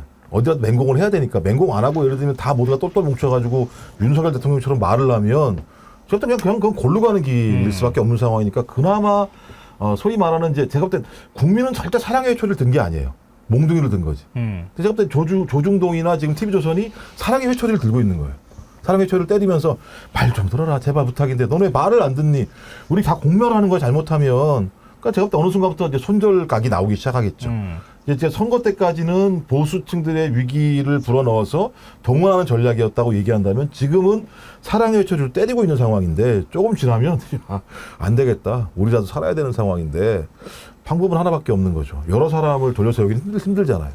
한 명을 손절하는 게 가장 편할 수 있는 상황이 올 거다라는 생각이 드는데 저는 그때 가서 제가 얘기할 필요 없습니다. 그때 가서 반성하지 마십시오. 그때 가면 늦습니다. 보수 근데 언론의 사랑의 외를 때리다가 야 이제 내 팔이 아파서 못 때리겠다. 팔에 이제 맞아요. 파스 붙여야 됩니다. 이제 안 때려. 너 그냥 가. 맞아요. 이렇게 지금 하는 상황인 거예요. 유기 상태로 가요. 네, 우리는 입이 맞아요. 아프고 그런데 보수 언론의 그런 모습들 우리가 중간중간 많이 목도했잖아요. 그리고 갑자기 총선 끝나고 총선 전후에 여론 나빠지니까 그런 얘기를 갑자기 한 거 아니거든요. 우리가 작년에도 그런 얘기 했었어요. 보수 유튜브만 좀 보지 마시고 대통령님 조중동 좀 보세요. 조중동이라도 읽으시면 거기에 또 답이 나와 있습니다. 비판은 그래도 거기는 애정 어린 비판 아니니까 그때만 해도. 근데 지금은 이제 아닌 것 같아요. 지금은 정말 이제 마지막 경고야 이런 취지로 가고 있는데 그런데도 전혀 꿈쩍하지 않는 것 같아서 대통령은 여전히 지금 뭘 보고 계시는지, 뭐를 통해서 민심을 청취할까요? 유튜브일까요? 여론도 돌아서고 보수 언론도 돌아서고 이렇게 하면 이제 마지막은 불행해질 수밖에 없는데요. 그럴 때 윤 대통령이 어떤 태도를 보일 건지 추정이 가능하게 하는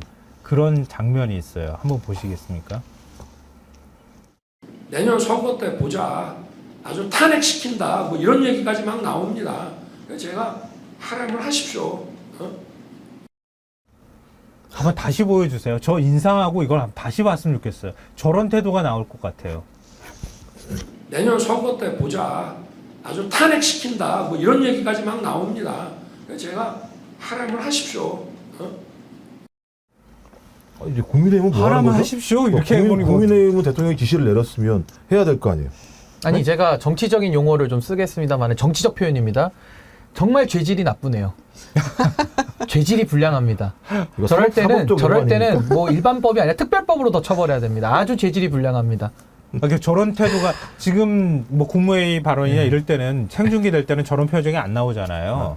근데 참모들하고 있을 땐 저런 표정 나올 거 아니에요. 이제 본심이죠, 본심. 하라면 하라 그래. 네. 하라면 해. 해줘야죠. 하면 해줘야 돼. 해줘야죠. 네. 아니, 나라가 불행해지기를 누가 바라겠습니까? 근데 윤석열 대통령이 지도자의 역할을 못했고 또 못하면서도 저렇게 정말 마음의 1%도 미안한 마음을 못 갖고 저렇게 당당하게 뻔뻔하게 나온다라고 한다면은 저는 국민들이 주권자 아닙니까? 주권자로서 저는 위임한 권력이기 때문에 그 위임한 권한을 회수하는 조치로 들어갈 수밖에 없는 거 아니겠는가. 근데 지금 이제 절차를 지켜야 되기 때문에 당장 뭘 하기는 어렵습니다만은 특검법부터 하나하나 해서 진실규명을 하고 그 안에서 저는 더 많은 여론을 붙여가지고 박근혜 대통령의 그 수사검사가 윤석열 대통령 아닙니까? 그렇죠. 이제 본인이 네. 역할을 바꿔서 이제 본인이 박근혜 대통령의 길을 가야죠. 그리고 가면요. 전 하나만 더 말씀드리면 우리가 국민적 합의를 해야 됩니다. 윤석열 대통령 나중에 박근혜 대통령의 뒤를 따라갈 텐데 아마 어떤 검사가 또 수사하겠죠. 저는 절대 사면해줘서는 안 된다고 봅니다. 영구 사면 불가 원칙을 아마 시민사회와 범야권이 합의를 하고 저는 수사를 들어가야 된다. 절대 누가 권력 잡더라도 사면은 해줘서는 안 된다. 이것은 역사에 남겨놔야 될 일이기 때문에 저는 정치적 심판, 법률적 심판, 그리고 역사적 심판까지 후손 대대로 남겨놔야 될 장면이다. 저 뻔뻔한 얼굴을 보십시오. 저 국민을 향해서 그 쿠데타 세력들이 총구를 겨눈 것처럼 저 총만 안 들었지 뭐가 다릅니까? 국민을 향해 싸우자고 하는 건 똑같거든요. 락님께서요. 박근혜는 양반이었어. 그리고 송강삼님께서는 따라할 게 없어 박근혜를 따라하네. 이님께서 대한민국 대통령 윤석열은 오은영 프로그램의 역대급 최악의 금쪽이일 뿐입니다. 답도 없고 약도 없다. 하루빨리 철퇴 내리시고 쫓아버리는 게 나라를 위하는 거다. 이렇게 반응을 보여주셨는데요. 지금 네. 그 수사검사였기 때문에 내가 그런 일을 당할 수 있다는 생각을 안 하지는 않을 것 같거든요. 그러면 지금부터 준비할 거 아닙니까? 본인 스스로는. 그게 법률특보 만든다는 거 아닙니까? 그게 법률특보하고 법무법인 연결되는 용산을 지금 만들겠다는 거 아닙니까? 자기 변호인을 지금 두겠다는 얘기나 다름없다. 뭐 이런 얘기도 지금 나오고 있던데. 이 정도 상황이면 제가 볼 때는 그 최상병 특검법 같은 경우도 거부권 행사를 그럴 하겠죠. 가능성이 좀 당연한 있어 거고 보이고. 다음번도 마찬가지입니다만 네. 국민의힘 의원들을 다 장악을 해야겠죠. 그러면 말씀하신 캐비넷이든 뭐든 예를 들면 법률특보든 뭐든 얘기해서 국민의힘에 있는 의원들이 어떤 형태로든 대통령이 지시한 사항에 대해서 다른 행동들을 할 수 없도록 만드는 작업들에 착수하는 것이 가장 우선일 거죠. 그러니까 민생 문제를 고민할 틈이 없을 거라는 생각이 들어요. 자기의 직을 유지하기 위해서는 법률적인 문제와 관련해서 위법사항 자체가 한 가지가 아니잖아요. 네. 여러 가지 너무나 많은 위법사항이 있고 또 하나는 기강 얘기가 되게 중요한데요. 아마 얘기 들었을 거예요. 앞으로 계속 흘러나올 거야, 내부에서. 모든 정보들이 흘러나올 거야. 레임덕이 그런 거죠. 그러면 그렇죠. 기강을 잡아야 되는 네. 거죠. 전 그런 상황이기 때문에 앞으로는 끊임없이 경제나 민생 문제에 집중하기보다는 자기가 2년 동안 벌여왔던 또는 자기 부인이 그전에 해왔던 일들에 대해서 막고 그다음에 국민의힘을 막고 이런 문제에 집중할 수밖에 없는 상황이기 때문에 곳곳이 내전이 벌어질 수밖에 없다. 곳곳이. 앞으로 마찬가지야. 야당 입장에서야 이렇게 큰 의석을 줬는데 의혹을 풀 수 있도록 해야 될 수밖에 없는 거라면 모든 지점 하나하나가 다 예를 들면 전쟁 지점, 전투 지점밖에 안 되는 상황이기 때문에 야, 이거 하반기가 근데 뭐 여야가 전투를 많이 하면 실제로 국민들이 힘들어지는 거기 때문에 저는 네.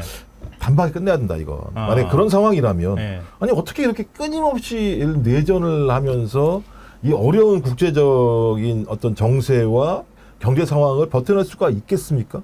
그럼 그때는 용단이 필요한 거죠. 그러니까 본인 스스로 얘기했잖아요. 할 때면 해봐라라고 얘기했잖아요.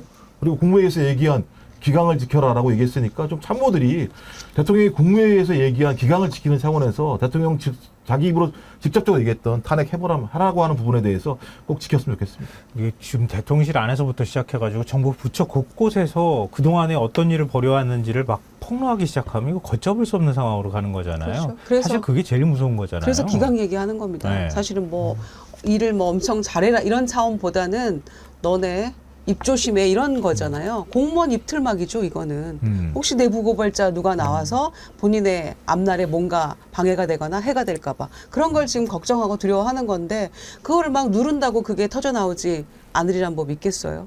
더 터져 나올 거라고 근데 생각합니다. 그 데드덕이라는 게 특징이 있습니다. 데드덕이 첫 번째가 대통령이 인사권을 행사할 수가 없게 되고요. 그러니까 본인이 원하는 인사를 찾을 수도 없고 네. 앉힐 수도 없게 되는 게 첫 지금이 이제 번째고 그런 이제 상황이잖아요. 진입하는 네. 단계고요. 네. 두 번째가 이제 정책을 할 수가 없습니다. 어떤 메시지도 나오지 않는 겁니다. 그래서 두 번째고 세 번째가 보안의 문제가 이제 내부에 있던 부정과 비리들이 밖으로 제보가 되기 시작하는 거 이제 데드덕의 증상으로 보는 거거든요.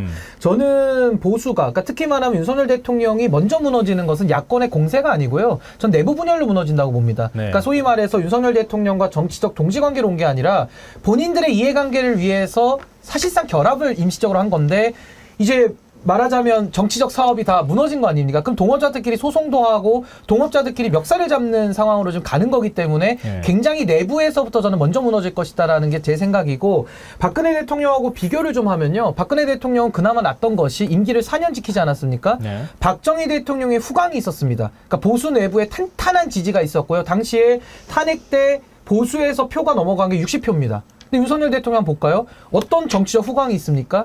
아무런 후광과 정치적 자산이 없는 빈털터리거든요.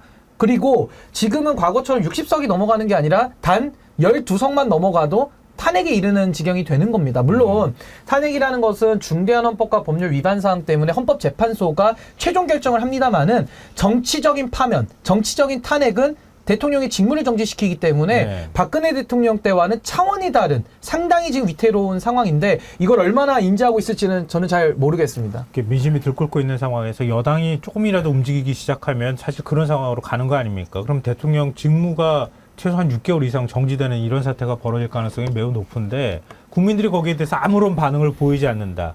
예전에 과거처럼 보수진영에서 막 나서가지고 안 된다, 막 막고 시위하고 이런 상황조차도 없다. 그러면 뭐 이거는 그냥 탄핵에서 선고하고 안 하고의 문제를 떠나서 대통령직 수행이 거의 불가능한 상황으로 갈 것 같다 이런 생각이 드네요. 근데 이제 이미 시작되고 있는 건 그러니까 이제 보수의 외곽에서 시작되고 있는 거죠. 안철수, 조경태, 김재섭. 그러니까 지금 중요한 건 대통령을 살리면 모두가 죽는다고 생각하는 사람들이 이제 등장하기 시작한 거죠. 김재섭 당선인 같은 경우는 강북의 어떤 국민 여론, 민심을 정확히 알고 있는 거죠. 방향을 바꾸지 않으면 강북은 앞으로 절대 안 된다라는 판단을 하고 있는 거고 안철수, 조경태 같은 경우는 외부에서 들어온 사람입니다만 야, 여기는 대통령을 바꾸지 않으면 대통령의 정책 방향을 바꾸지 않으면 앞으로 미래가 없어라고 판단하는 것이고 저는 수도권이 흔들리지 않겠습니까? 그러니까 영남 지역이 그렇다고 치더라도 수도권의 서울, 경기든 아니면 충청 일부든 여기 있는 사람들이 야, 이대로 가게 되면 정책 미래가 없다라고 판단하는 순간 저는 어떤 형태든 접점을 만들려고 하겠죠. 저는 그 자체가 아까 말씀드렸던 것이 최수근 상병 특검법의 문제이건 아니면 이태원 특별법의 문제이건 200석이 넘어가는 방식으로 대통령을 민주적으로 규율하는 거죠. 그 순간에. 저는 그래서 그런 어떤 다수 연대를 국회 내에서 만드는 게 우선적이라는 생각이 들고 이제 저는 그 정도 상황이 되게 되면 저는 국민들이 이제 일어날 거라고 봐요. 아니 국회도 저렇게 예를 들면 사실상 탄핵을 한 건데 그게 그렇다면 탄핵을 당했으면서 대통령이 안 바뀐다? 그럼 방법은 이제 없잖아요. 두 가지 길밖에는. 네. 전 그래서 진짜 이제 그야말로 야당이 중요한 역할을 할 때가 왔구나 이런 생각이 들어서 지금부터는 타협 이런 얘기보다는 원칙을 지키면서 민심의 어떤 큰 뜻을 받아들여서 하나하나 중요한 순간마다 접점이 아니라 용단을 내려는 상황으로 가야 된다고 생각을 합니다. 근데 지금 그게 조금 먼 일처럼 느껴졌는데 지금 윤 대통령 태도 보니까 그렇게 먼 일이 아닐 수도 있겠다 이런 생각이 지금 뭐 드는데요. 그러니까 저희가 일단 잠시 숨고르기 하고 와서 대두덕과 관련된 얘기를 조금 더 나눴으면 좋겠습니다. 잠시 전하는 말씀 듣고 얘기 이어가도록 하겠습니다.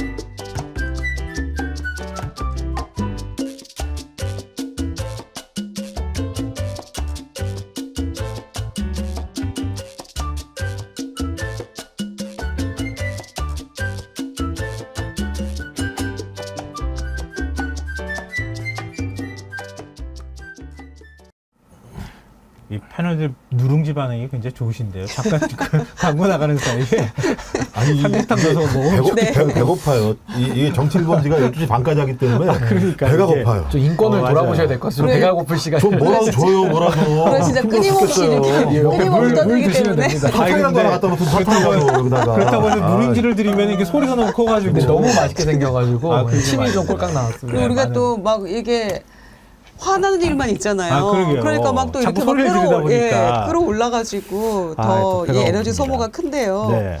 결국에는 예전에 김대중 대통령이나 YS나 그 야당 민주당의 지도자들을 보면 오랜 세월 함께한 동지적 관계, 끈끈한 어떤 그런 그 동지 의식, 막 이런 거잖아요. 혈맹 같은 그런 관계 이런 거였기 때문에 위기가 닥쳤을 때도 또 그걸 수습하고 방어하고 이런 기제가 작동이 가능했어요. 근데 윤석열 대통령 이 정권은 그냥 정권 교체라는 그런 그 단순한 목표 그거 딱 하나만 가지고 TF처럼 뭉쳐진 느슨한 연대잖아요. 그러니까 지금 갑자기 손절하기 시작하는 게 핵관들부터 나 윤핵관 아닌데 이런 모습들을 작년부터 이미 보여왔고 또 이런 위기 상황에서 대통령 우리가 아무리 얘기해도 말 듣지 않아. 그래서 우리는 이제는 손절하겠어라고 하면 대통령 길이 없는 거잖아요. 네. 누가 지켜주겠어요. 그래서 제발 야당과 국민의 말 좀 들으세요라고 그렇게 이렇게 피토하는 심정으로 얘기를 했어도 결국 안 들었기 때문에 본인이 뭐 자업자득이라고밖에 볼 수 없는 거죠. 근데 이게 이게 아까- 3개 예. 세력의 연합으로 사실 탄생시킨 정권입니다. 사실은 이준석 대표가 중심이 돼서 좀 젊은 세대 그쵸. 그룹이 당시에 있었고요. 또 하나가 이제 MB 쪽 사람들이죠. 그래서 네. MB 쪽 사람들이 갖다가 또 하나의 전선을 형성했고 마지막으로 이제 검찰 그 라인들 갖다가 이제 구성이 된 건데 지금 가만히 보시면은 MB 쪽 사람들도 이제 다 등 돌리고 정치적 이의가 안 되니까 다 돌아서고 있고 이미 젊은 세력들은 진작에 떨어져 나간 것이 이번에 그쵸. 총선에 확인되지 않았습니까? 네. 이제 남은 거는 검찰 세력밖에 없는 건데 물론 국민의힘 안에 검찰 출신 의원들이 많지만 이분들이 윤석열 대통령과 정치적 운명을 같이 할까요? 이젠 아무것도 할 수 있는 게 없는 겁니다. 그렇다면 그분들조차도 저는 기회주의적으로 또 돌아설 가능성이 매우 높다. 그래서 저는 보수 내부에서 먼저 지금도 이미 지금 이 순간에도 무너짐은 이미 시작되고 있다. 근데 윤석열 대통령이 정신을 차려도 될까 말까인데 지금 뭐 굉장히 난망한 상황 아니겠는가라는 생각이 듭니다. 그럼 윤핵관 권성동 의원은 지금 무슨 생각을 하고 있을까 궁금하지 않으세요? 먼저 보여드리겠습니다. 뭐 선거 패배에 대한 원인을 잘 찾으셨고 앞으로 낮고 겸손한 자세로 국민의 뜻을 받들어서 국정 운영을 하겠다라고 말씀을 하셨으니까 아직도 상황 인식이 안 되는 것 같은데 큰일 났는데 이게 어게인 2016이에요. 아까 박근혜 전 대통령 탄핵 얘기했지만 그때도 선거에서 지고 난 다음에 그때도 진박공천하고 뭐 이렇게 해서 한바탕 소동이 있고 난 다음에 그렇게 선거 결과가 나왔잖아요. 그거 수습하겠다고 해서 이건 뭔가 좀 바뀌어야 됩니다 이렇게 했더니 그때 친박계 의원들이 와라락 영남 의원들이 막 반발해가지고 결국 못하고 그렇게 해서 이번에 비서실장으로 거론되고 있는 이정현 대표가 된 거 아니에요. 그러다가 몇 개월 지나서 그냥 탄핵돼 버린 거예요 사실은. 근데 그 나물에 그 밥들이 지금 또 하고 있기 때문에 아마 그 그러니까요. 역사적 지금 과오를 그대로 전철을 밟을 것 같습니다. 이정현 전 대표를 그때 또 불러드리겠다고 얘기를 하고 윤핵관은 저런 생각하고 있고 영남에 있는 의원들 아까 박수영 의원 얘기하셨던 것처럼 저런 식으로 버티기로 들어가게 되면 정말 불행한 쪽으로 가는 거잖아요. 근데 좀 뉘앙스가 다른 게 권성동 의원의 표정을 보면 뭐 그렇게 짤짤하네요? 하셨으니까 어차피 나는 뭐 이제 이제 느낌이 좀 한번 객관이 하지 뺀지 아니야. 않았다 이거요. 나는 뭐 탄핵 당하기 전에도 뭐 나가서 무소속으로도 됐고 당시 이거는 소추위원장이었는데 됐고 뭐 이 느낌이 그런 거예요. 그러니까 뭐 살리겠다라는 개념보다는 뭐 잘 해보셔라, 잘 해보셔라. 그러니까 말씀하신 것처럼 저는 박근혜 때와는 다르다고 봐요. 지금 때에 대한 이 느낌에 대한 어감들, 그들이 보수층이 느끼는 어감들은 말씀드린 것처럼 누군가 필요해서 그냥 데리고 와서 썼는데 그래서 말 잘 들을 줄 알았는데 와 대박이네 이거 진짜. 말을 안 들어도 이렇게 말을 안 들어 자기 마음대로 막 가는 상황인 거잖아요. 그러니까 매우 예를 들어 위태롭다라고 생각을 했었던 것이고 그 위태로움 자체와 관련해서 그래도 남들 조정을 할 줄 알았는데 네. 이번 보면서 국내 보면서 야 조정도 안 하는구나. 이 정도 상황이라면 심각한데 그러니까 보수가 한번 느낀 게 뭐냐면 완벽한 보수의 공멸이었잖아요. 탄핵 당하면서 소위 전체적인 큰 선거 4번을 연달아 패배하면서 야 이렇게 갔다가는 우리가 큰일 날 수 있겠다는 생각 때문에 이준석이라고 하는 진짜 말도 안 되는 젊은 정치인을 뽑아놓으면서 어떤 형태든지 넘어가 보려고 김종인도 이렇게 해서 했던 네, 거라는 그렇죠. 생각이 드는데 다시 또 한번 이 구렁텅이로 계속 들어간다라고 얘기했을 때는 국민들이 안 믿잖아요 그때부터. 그럼 보수 정당이라고 하는 자체가 제가 볼 때 존립기반 자체가 무너지는 측면들이 분명히 있기 때문에 저는 어느 개선이 넘어가게 되면 뭐 우리가 양질 전환의 법칙이라고 얘기하는데 그런 전 선들이 좀 올 거라 생각이 들었는데 전 그래도 사람이라면 좀 시간을 두고 좀 반성할 줄 알았거든요. 야 이거 안 하는 거 보니까 이거 안 되겠는다는 생각은 저희들보다는 훨씬 더 절실하게 보수 내부에서 전 느낄 거라는 생각이 들고 아마 그런 징후들은 계속 빠르게 나타날 거라고 봐요.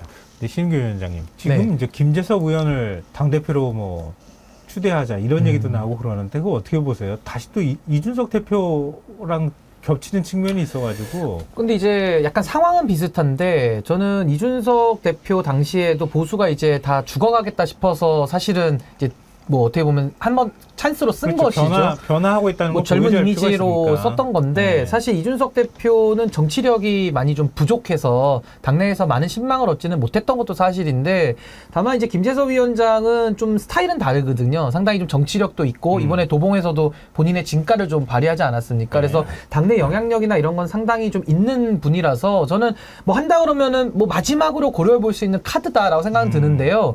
결국 기득권을 고치려는 거 아닙니까? 그렇죠. 그러면은 선출된 당대표도 쫓겨나는 판국에 임시로 비대위원장을 세워도 이게 과연 그 기득권을 도려낼 수 있을까? 그러니까 저는 거기에 대한 많은 큰 의문이 있어서 뭐 저는 고육직책으로 고민할 수 있는 유일한 카드라고 생각은 드는데요. 전 김재섭 위원장이 막상 이제 정권 비대위원장을 해도 이거 이겨내기가 매우 참 쉽지는 않을 것이다. 저 그렇게 생각은 듭니다. 그러니까 이전에는 그만둬 그러면 그만뒀잖아요. 나 못 그만둬 이러면 안 되는 겁니까? 이제는 못 그만둬 난 그냥 계속 할 거야 이럴 수 있는 거 아니에요? 안 되나요? 대통령이 그만두라 그러면 그만둬야 되는 건가요? 근데 이제 당권이라는 것이 아무래도 많은 당원들의 이제 뜻을 물어서 가야 되는데 저는 아직도 윤석열 대통령 임기가 3년이 남아있기 때문에 보수의 기득권들, 그 국민의힘의 기득권, 뭐 영남과 강원도를 기반으로 한 이 세력들은 아직도 해볼만 하다는 거거든요. 그 대통령 임기가 기니까 대통령만 결사옹위하면 이 권력을 자신들이 다 먹을 수 있겠다. 그러니까 경쟁자도 없다. 우리가 독점하겠다라는 의식이 있기 때문에 저는 그것을 밖에 나와가지고 이제 저는 탈당을 했습니다만은 민심과 함께 싸워 들어가는 것은 효과가 있겠지만은 당내에서 그 기득권자들과 싸우겠다라는 것은 저는 매우 좀 난망한 일 아닌가. 매우 어려운 작업일 것이다. 근데 이준석과 김재섭은 리더십의 차이는 좀 있기 때문에 네. 아마 이준석 대표가 그렇게 추출되듯이 네. 그렇게까지 물러나게 될 사람은 아니다. 전 나름의 영향력을 발휘할 수는 있겠다라는 생각은 듭니다. 그러니까 새로운 당대표를 추대할 때는 그렇다 치더라도 일단 당의 의원들을 당선인들을 관리를 해야 되는 측면이 있는 거잖아요. 배신하지 않도록 해야 되는 건데 벌써부터 뭐 얘기가 지금 계속 나오고 있는 상황이잖아요. 지금 윤석열 정부를 사실 같이 만들었다고 해도 되는 안철수 의원이 자꾸 이렇게 비판하는 걸 이건 뭐라 해야 돼? 이미지 세탁을 하고 있는 건가? 이런 생각도 좀 한편으로 들기도 하는데 근데 결과적으로 김재섭 위원장이 되더라도 결국은 내부도 단도리를 해야 되지만 윤석열 대통령과 일대 결전을 해야 되거든요. 그쵸. 근데 저는 윤석열 대통령의 기와 김재섭 위원장의 기를 비교했을 때 네. 기세의 면에서는 윤 대통령 이기기가 저는 매우 어려울 그 거라고 정도예요? 보여지거든요. 윤석열 대통령 저분의 기에 대해서는 보수 내부에서는 네. 좀 이렇게 긴장하고 있고 상당히 대통령을 좀 두려워하는 경향성이 좀 있기 때문에 저는 기세 대 기세로 붙으면은 내부에서 꺾기는 매우 어려울 것이다. 저는 그렇게 생각합니다. 안철수 의원 발언 저희가 한번 듣고 오겠습니다. 민생에 관련된 그런 부분들에 대해서 협조를 구하는 그런 협치의 발언이 나오셨으면 하는 그런. 뭐 이것만으로 충분하진 않죠, 당연히. 저희 입장에서도 뭐 털어낼 건 털어내야 되고 알아야 될 건 알아야 되고 설명해야. 저런 목소리가 더 나오면 끝나는 거잖아요, 사실은. 근데 저는 좀 신뢰하기 어려운 측면이 있어요. 2년 동안 뭐 하다가 대통령이 그렇게 잘못할 때 2년 동안 소위 국민의힘에서 신인기 변호사는 스스로 탈당이라는 방법을 통해서 이렇게 가면 안 된다라고 하는 설명을 한 정책 결단이라도 했었잖아요. 네. 2년 동안 어떤 형태로든지 대통령의 권력 아래에서 그것들을 나눠 먹거나 분점하면서 자기 이익들을 향유했었고 또 자기가 뭐 어떤 공천을 받기 위해서 쓴소리를 안 했던 그 많은 사람들이 이 공간 아래에서 저런 발언들을 하고 있는데 지금이야 그런 발언을 할지 모르겠습니다만 저런 발언 자체가 세력을 만들어서 국민의힘을 바꿀 수 있는 힘으로 갈 수 있을 것인지에 대한 부분 하나하고 또 그냥 뭐 잠깐 발견되면 낼름 갖다 쓰려고 하는 김재섭이라는 사람도 솔직히 그전에 뭐 김재섭이라는 사람이 젊은 정치인이라는 이미지만 있었던 것이고 절대 돌아오지 못할 거라고 생각했던 사람이 되니까 이제 와서 그 사람을 갖다 쓰려고 하는 모습을 보면서 석가부식이라는 말 있잖아요. 씨과 실 같은 경우 먹지 않는 거라고. 그러니까 저도 아주 그러니까 공당이 살아갈 수 있는 자양분까지 다 홀라당 다 빼먹으려고 하는 모습을 보면서 야 심각하다. 그러니까 저는 대통령이 김재섭이라는 정치적 인물을 당대표로 올라가게 하지도 않을 거지만 어떻게 하더라도 올라갔다고 하더라도 어떤 형태로든지 제가 볼 때는 끌어내릴 거라고 보는 거예요. 자기 말을 안 들으면. 왜?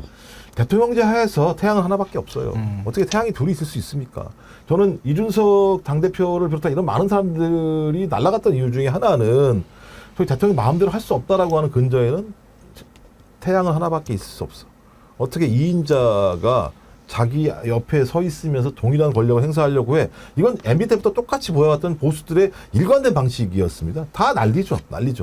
저는 그래서 김재석 당선인도 마찬가지입니다만 그냥 조용히 계세요. 시간을 기다리는 게 낫다고 생각이 듭니다. 근데 좀 사실 중진급들이 비겁하기도 해요. 나서줘야죠. 나서줘야지. 자기가 나서가지고 제가 가가지고 싸우겠습니다. 이렇게 해야 되는데 젊은 정치인 이제 막 그럼요. 표 살아 돌아온 젊은 정치인한테 네가 가가지고 싸워라 이렇게 등 떠미는 게 이게 맞는 건가 이런 생각이 들어요. 물론 이준석 대표와 김재석 당선인의 차이는 있죠. 원내와 원에는 굉장한 차이잖아요. 그렇긴 하지만 저는 이 보수의 인적 자원으로 조금 아껴둘 필요가 있다. 그리고 나서는 거는 엊그제 사선 중진들 모임도 하고 했는데 그들이 나서서 이 부분들을 좀 정리를 해야죠. 대통령은 당에서 만약에 외면하고 등 돌리면요.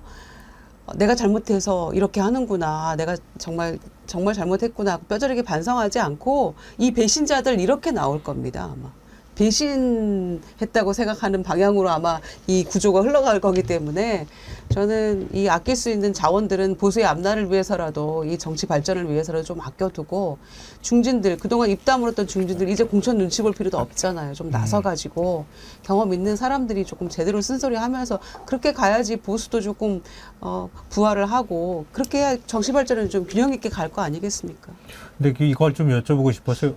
오늘 아침에 갑자기 TV조선에서 보도가 나온 건데 인사 문제가 얘기가 나왔어요. 근데 뭐 아니라고 대통령실에서 부인했다고는 하는데 박영선 전 의원을 뭐 총리로 그다음에 양정철 전 민주연구원장을 대통령 비서실장으로 임명한다. 그리고 새로운 미래 김종민 의원을 정무특임장관에 임명한다. 이런 보도가 지금 뭐 YTN까지 합해서 얘기를 하면은 이렇게 나왔거든요. 이걸 단순 해프닝으로 봐야 됩니까? 아니면은 이런 카드들을 자꾸 검토하고 있는 겁니까? 저는 뭐 다 아시겠습니다만 YTN 정도에서 나왔으면 무엇인가 얘기가 돌았을 거라고 저 판단할 수밖에 없어요. 네. 뭐 이게 흘린 얘기를 가지고 YTN이 아무런 근거도 없이 그냥 그걸 썼겠습니까? 좀 그렇다면 요즘 보도 잘못하면 큰일 나요. 예, 제가 그래서 느낌에 이것도 김한길 국민통합위원장의 어떤 예를 들면 수습책 안에 들어가 있었던 것이 아닐까라는 느낌은 분명히 있어요. 이 부분과 검토는 관련해서. 됐을 것이다. 그러니까 YTN 기자가 검토도 안 된 내용을 가지고 그리고 또 그 발언을 들은 사람의 무게감도 확인을 안 하고 기사를 썼다라고 얘기하는 건 그렇죠. 제가 상상하기도 싫고 상상할 수도 없는 부분이라는 생각이 들고 그 뻔한 거죠. 그 박영선 전 장관 그다음에 양비라고 얘기하는 사람이 어떤 형태로든지 과거에 검찰총장 당시에 윤석열 그 검찰총장과 나름대로 관계들이 분명히 있어 왔었고 그 관계 자체가 나쁘진 않았을 거다라고 하는 판단들을 했었고 지금 상황에서 이 사람 그러니까 박영선, 양정철 이 두 분은 아무런 잘못이 없습니다.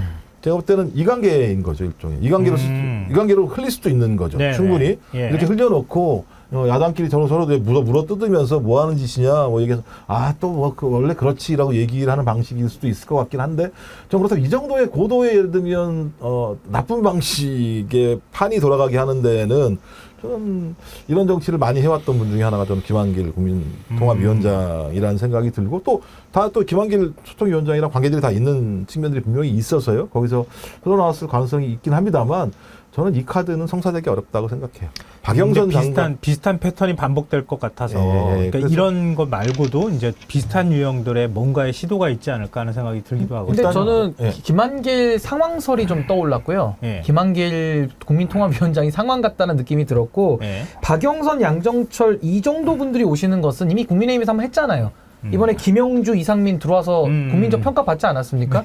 제가 볼 때 거의 유사한 유사품으로 보여지기 때문에 뭐 그렇게 효과 없는 일을 왜 하려는지 참 의문이고 저는 김종민 정무장관 얘기가 나올 때 이름을 잘못 본 줄 알았어요. 저는 김종인 정무장관 이러면 제가 이해가 될 것 같은데 그 이응이 아니라 미음이더라고요. 새로운 미래 아마 김종민 의원 이번에 세종에서 되신 분 말씀하시는 것 같은데 차라리 김종인 정무장관을 쓰시라. 그게 더 차라리 어울린다 이런 생각이 듭니다. 주시면 갈 것 같아요, 그분은. 제가. 근데 이게 예측 불가능하기 때문에 대통령이라는 사람이 예측 불가능해서 뭔 일을 할지 모르니까 아주 작은 것만 나와도 깜짝깜짝 놀라는 이런 일이 벌어지고 있는 거 아닌가 싶은데요. 대두적 상황에 대해서 아까 얘기한다고 또 말씀을 드렸지만 여론조사 결과가 오늘 나온 게 있어요. 그러니까 여론조사 결과를 한번 보시면은 아마 지금 더 여론조사가 떨어질 것 같은데 이게 미디어 토마토가 여론조사한 겁니다. 대통령 국정수행 지지율이 26%까지 지금 떨어졌어요. 지금 3월 넷째 주 38%, 39% 가까이까지 갔다가 지금 26까지 떨어졌거든요. 근데 지금 부정평가는 거의 70에 육박하거든요. 근데 이게 수치가 만약에 20 이하로 떨어진다거나 지금 다른 여론조사도 이런 식으로 나온다고 하면은 대통령이 정말 버티기가 쉽지 않은 상황으로 가지 않을까. 근데 이 정도 상황이면 제가 볼 때는 10%가 떨어진 거지 않습니까? 저 상황을 보게 되면 그렇죠. 10% 넘게 떨어졌죠. 심각한 10% 정도가 무너졌다고 얘기하는 건 제가 볼 때 보수 한 축이 무너지고 있다는 얘기밖에 이해할 그렇죠. 수밖에 없어요. 예. 그런데 보수 한 축이 완전히 실망한 거죠. 근데 제가 볼 때 이거 지금 국무회의가 반영된 건지 안 된 건지 모르겠어요. 이 여론조사 자체가. 안 된 거 같아요. 전 그렇다면 예. 더 내려갈 수 있는 거예요. 그렇죠. 왜냐하면 보수가 봤을 때 수습 방안이 안 나오거든요. 실제로는. 그러면 저 대통령을 믿고 나머지 3년을 가야 될지 말아야 될지 고민할 수밖에 없는 상황이라면 이제 저 추세를 다음 추세를 봐야겠습니다만 각도가 너무 가팔라요. 근데 저 각도가 어떤 각도였느냐?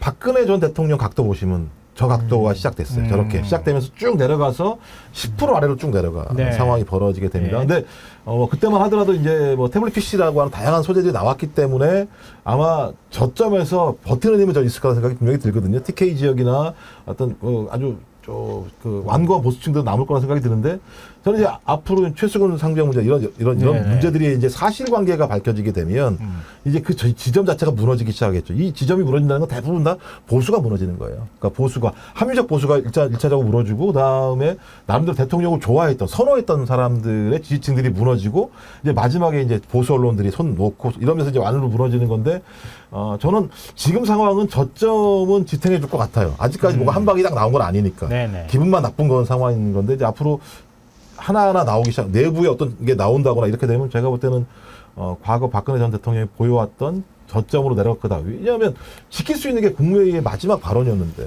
저는 그 발언이 제가 볼 때 도대체가 이해가 안 되는. 그러니까 이종섭 대사 상황이었기 때문에. 호주 대사 임명할 때 그때도 그랬잖아요. 자리를 챙겨줘야 결국은 입을 닫는 거다. 이런 의심을 샀었잖아요. 근데 관련자들이라고 하는 사람들 심범철 전 국방부 차관도 이번에 총선에서 떨어져서 낙선했어요. 낙선하고 임종득 전 차관 같은 경우에 그 2차장은 됐지만 이번에 또 관련자들 사이에서 누구 한 명이 대통령이 이렇게 돼서 이렇게 했다고 합니다. 이렇게 나오는 순간 그게 그런 게 촉발제가 될 수 있다는 거 아니에요? 일단 군사 재판이 벌어지고 있고요. 네. 그다음에 그 법무관리관을 부른다는 거잖아요. 그렇죠. 증인으로요. 예. 만약에 법무관리관이 그 재판 과정에서 재판을 유증하면 안 되는 거니까. 만약에 하나라도 발언이 나오게 되게 되면 그 내용 자체가 파괴적이라면 특검을 안 할 수가 없는 상황으로 가게 되고 특검이 발동됐다는 건 이미 대통령의 탄핵 사유를 밝힐 수 있는 문제 상황으로 가게 되는 상황이기 때문에 제가 볼 때 이 그림 자체가 만약에 저 그래프랑 결합이 된다면 네.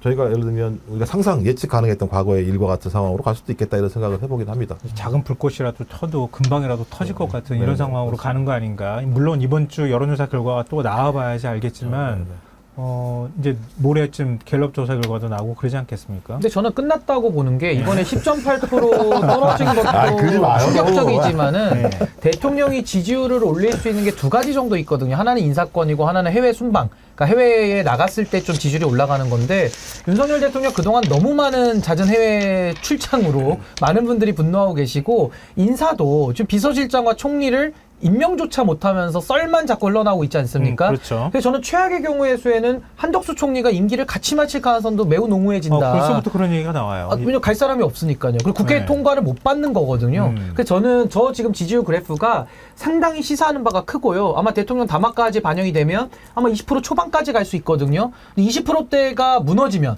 10%대로 진입하면 그때부터는 걷잡을 수 없이 추락을 할 겁니다. 그래서 저는 저 지지율을 다시 올려 세울 마땅한 방법이 없을 것이다. 그리고 대통령의 인식이 지금과 같다면은 더더욱 저는 기대를 할 수 없다라는 생각이 듭니다. 오늘 세 분 패널과 얘기를 나누다 보니까 이건 거의 대두덕 상황으로 들어갔다. 그걸 윤석열 대통령이 자초했다.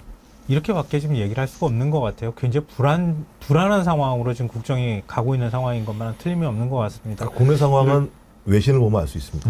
외신은 대두덕이에요. 누가 뭐라고 얘기하더라도. 근데 이럴 때 국민들은 우리는 어떻게 해야 되는가.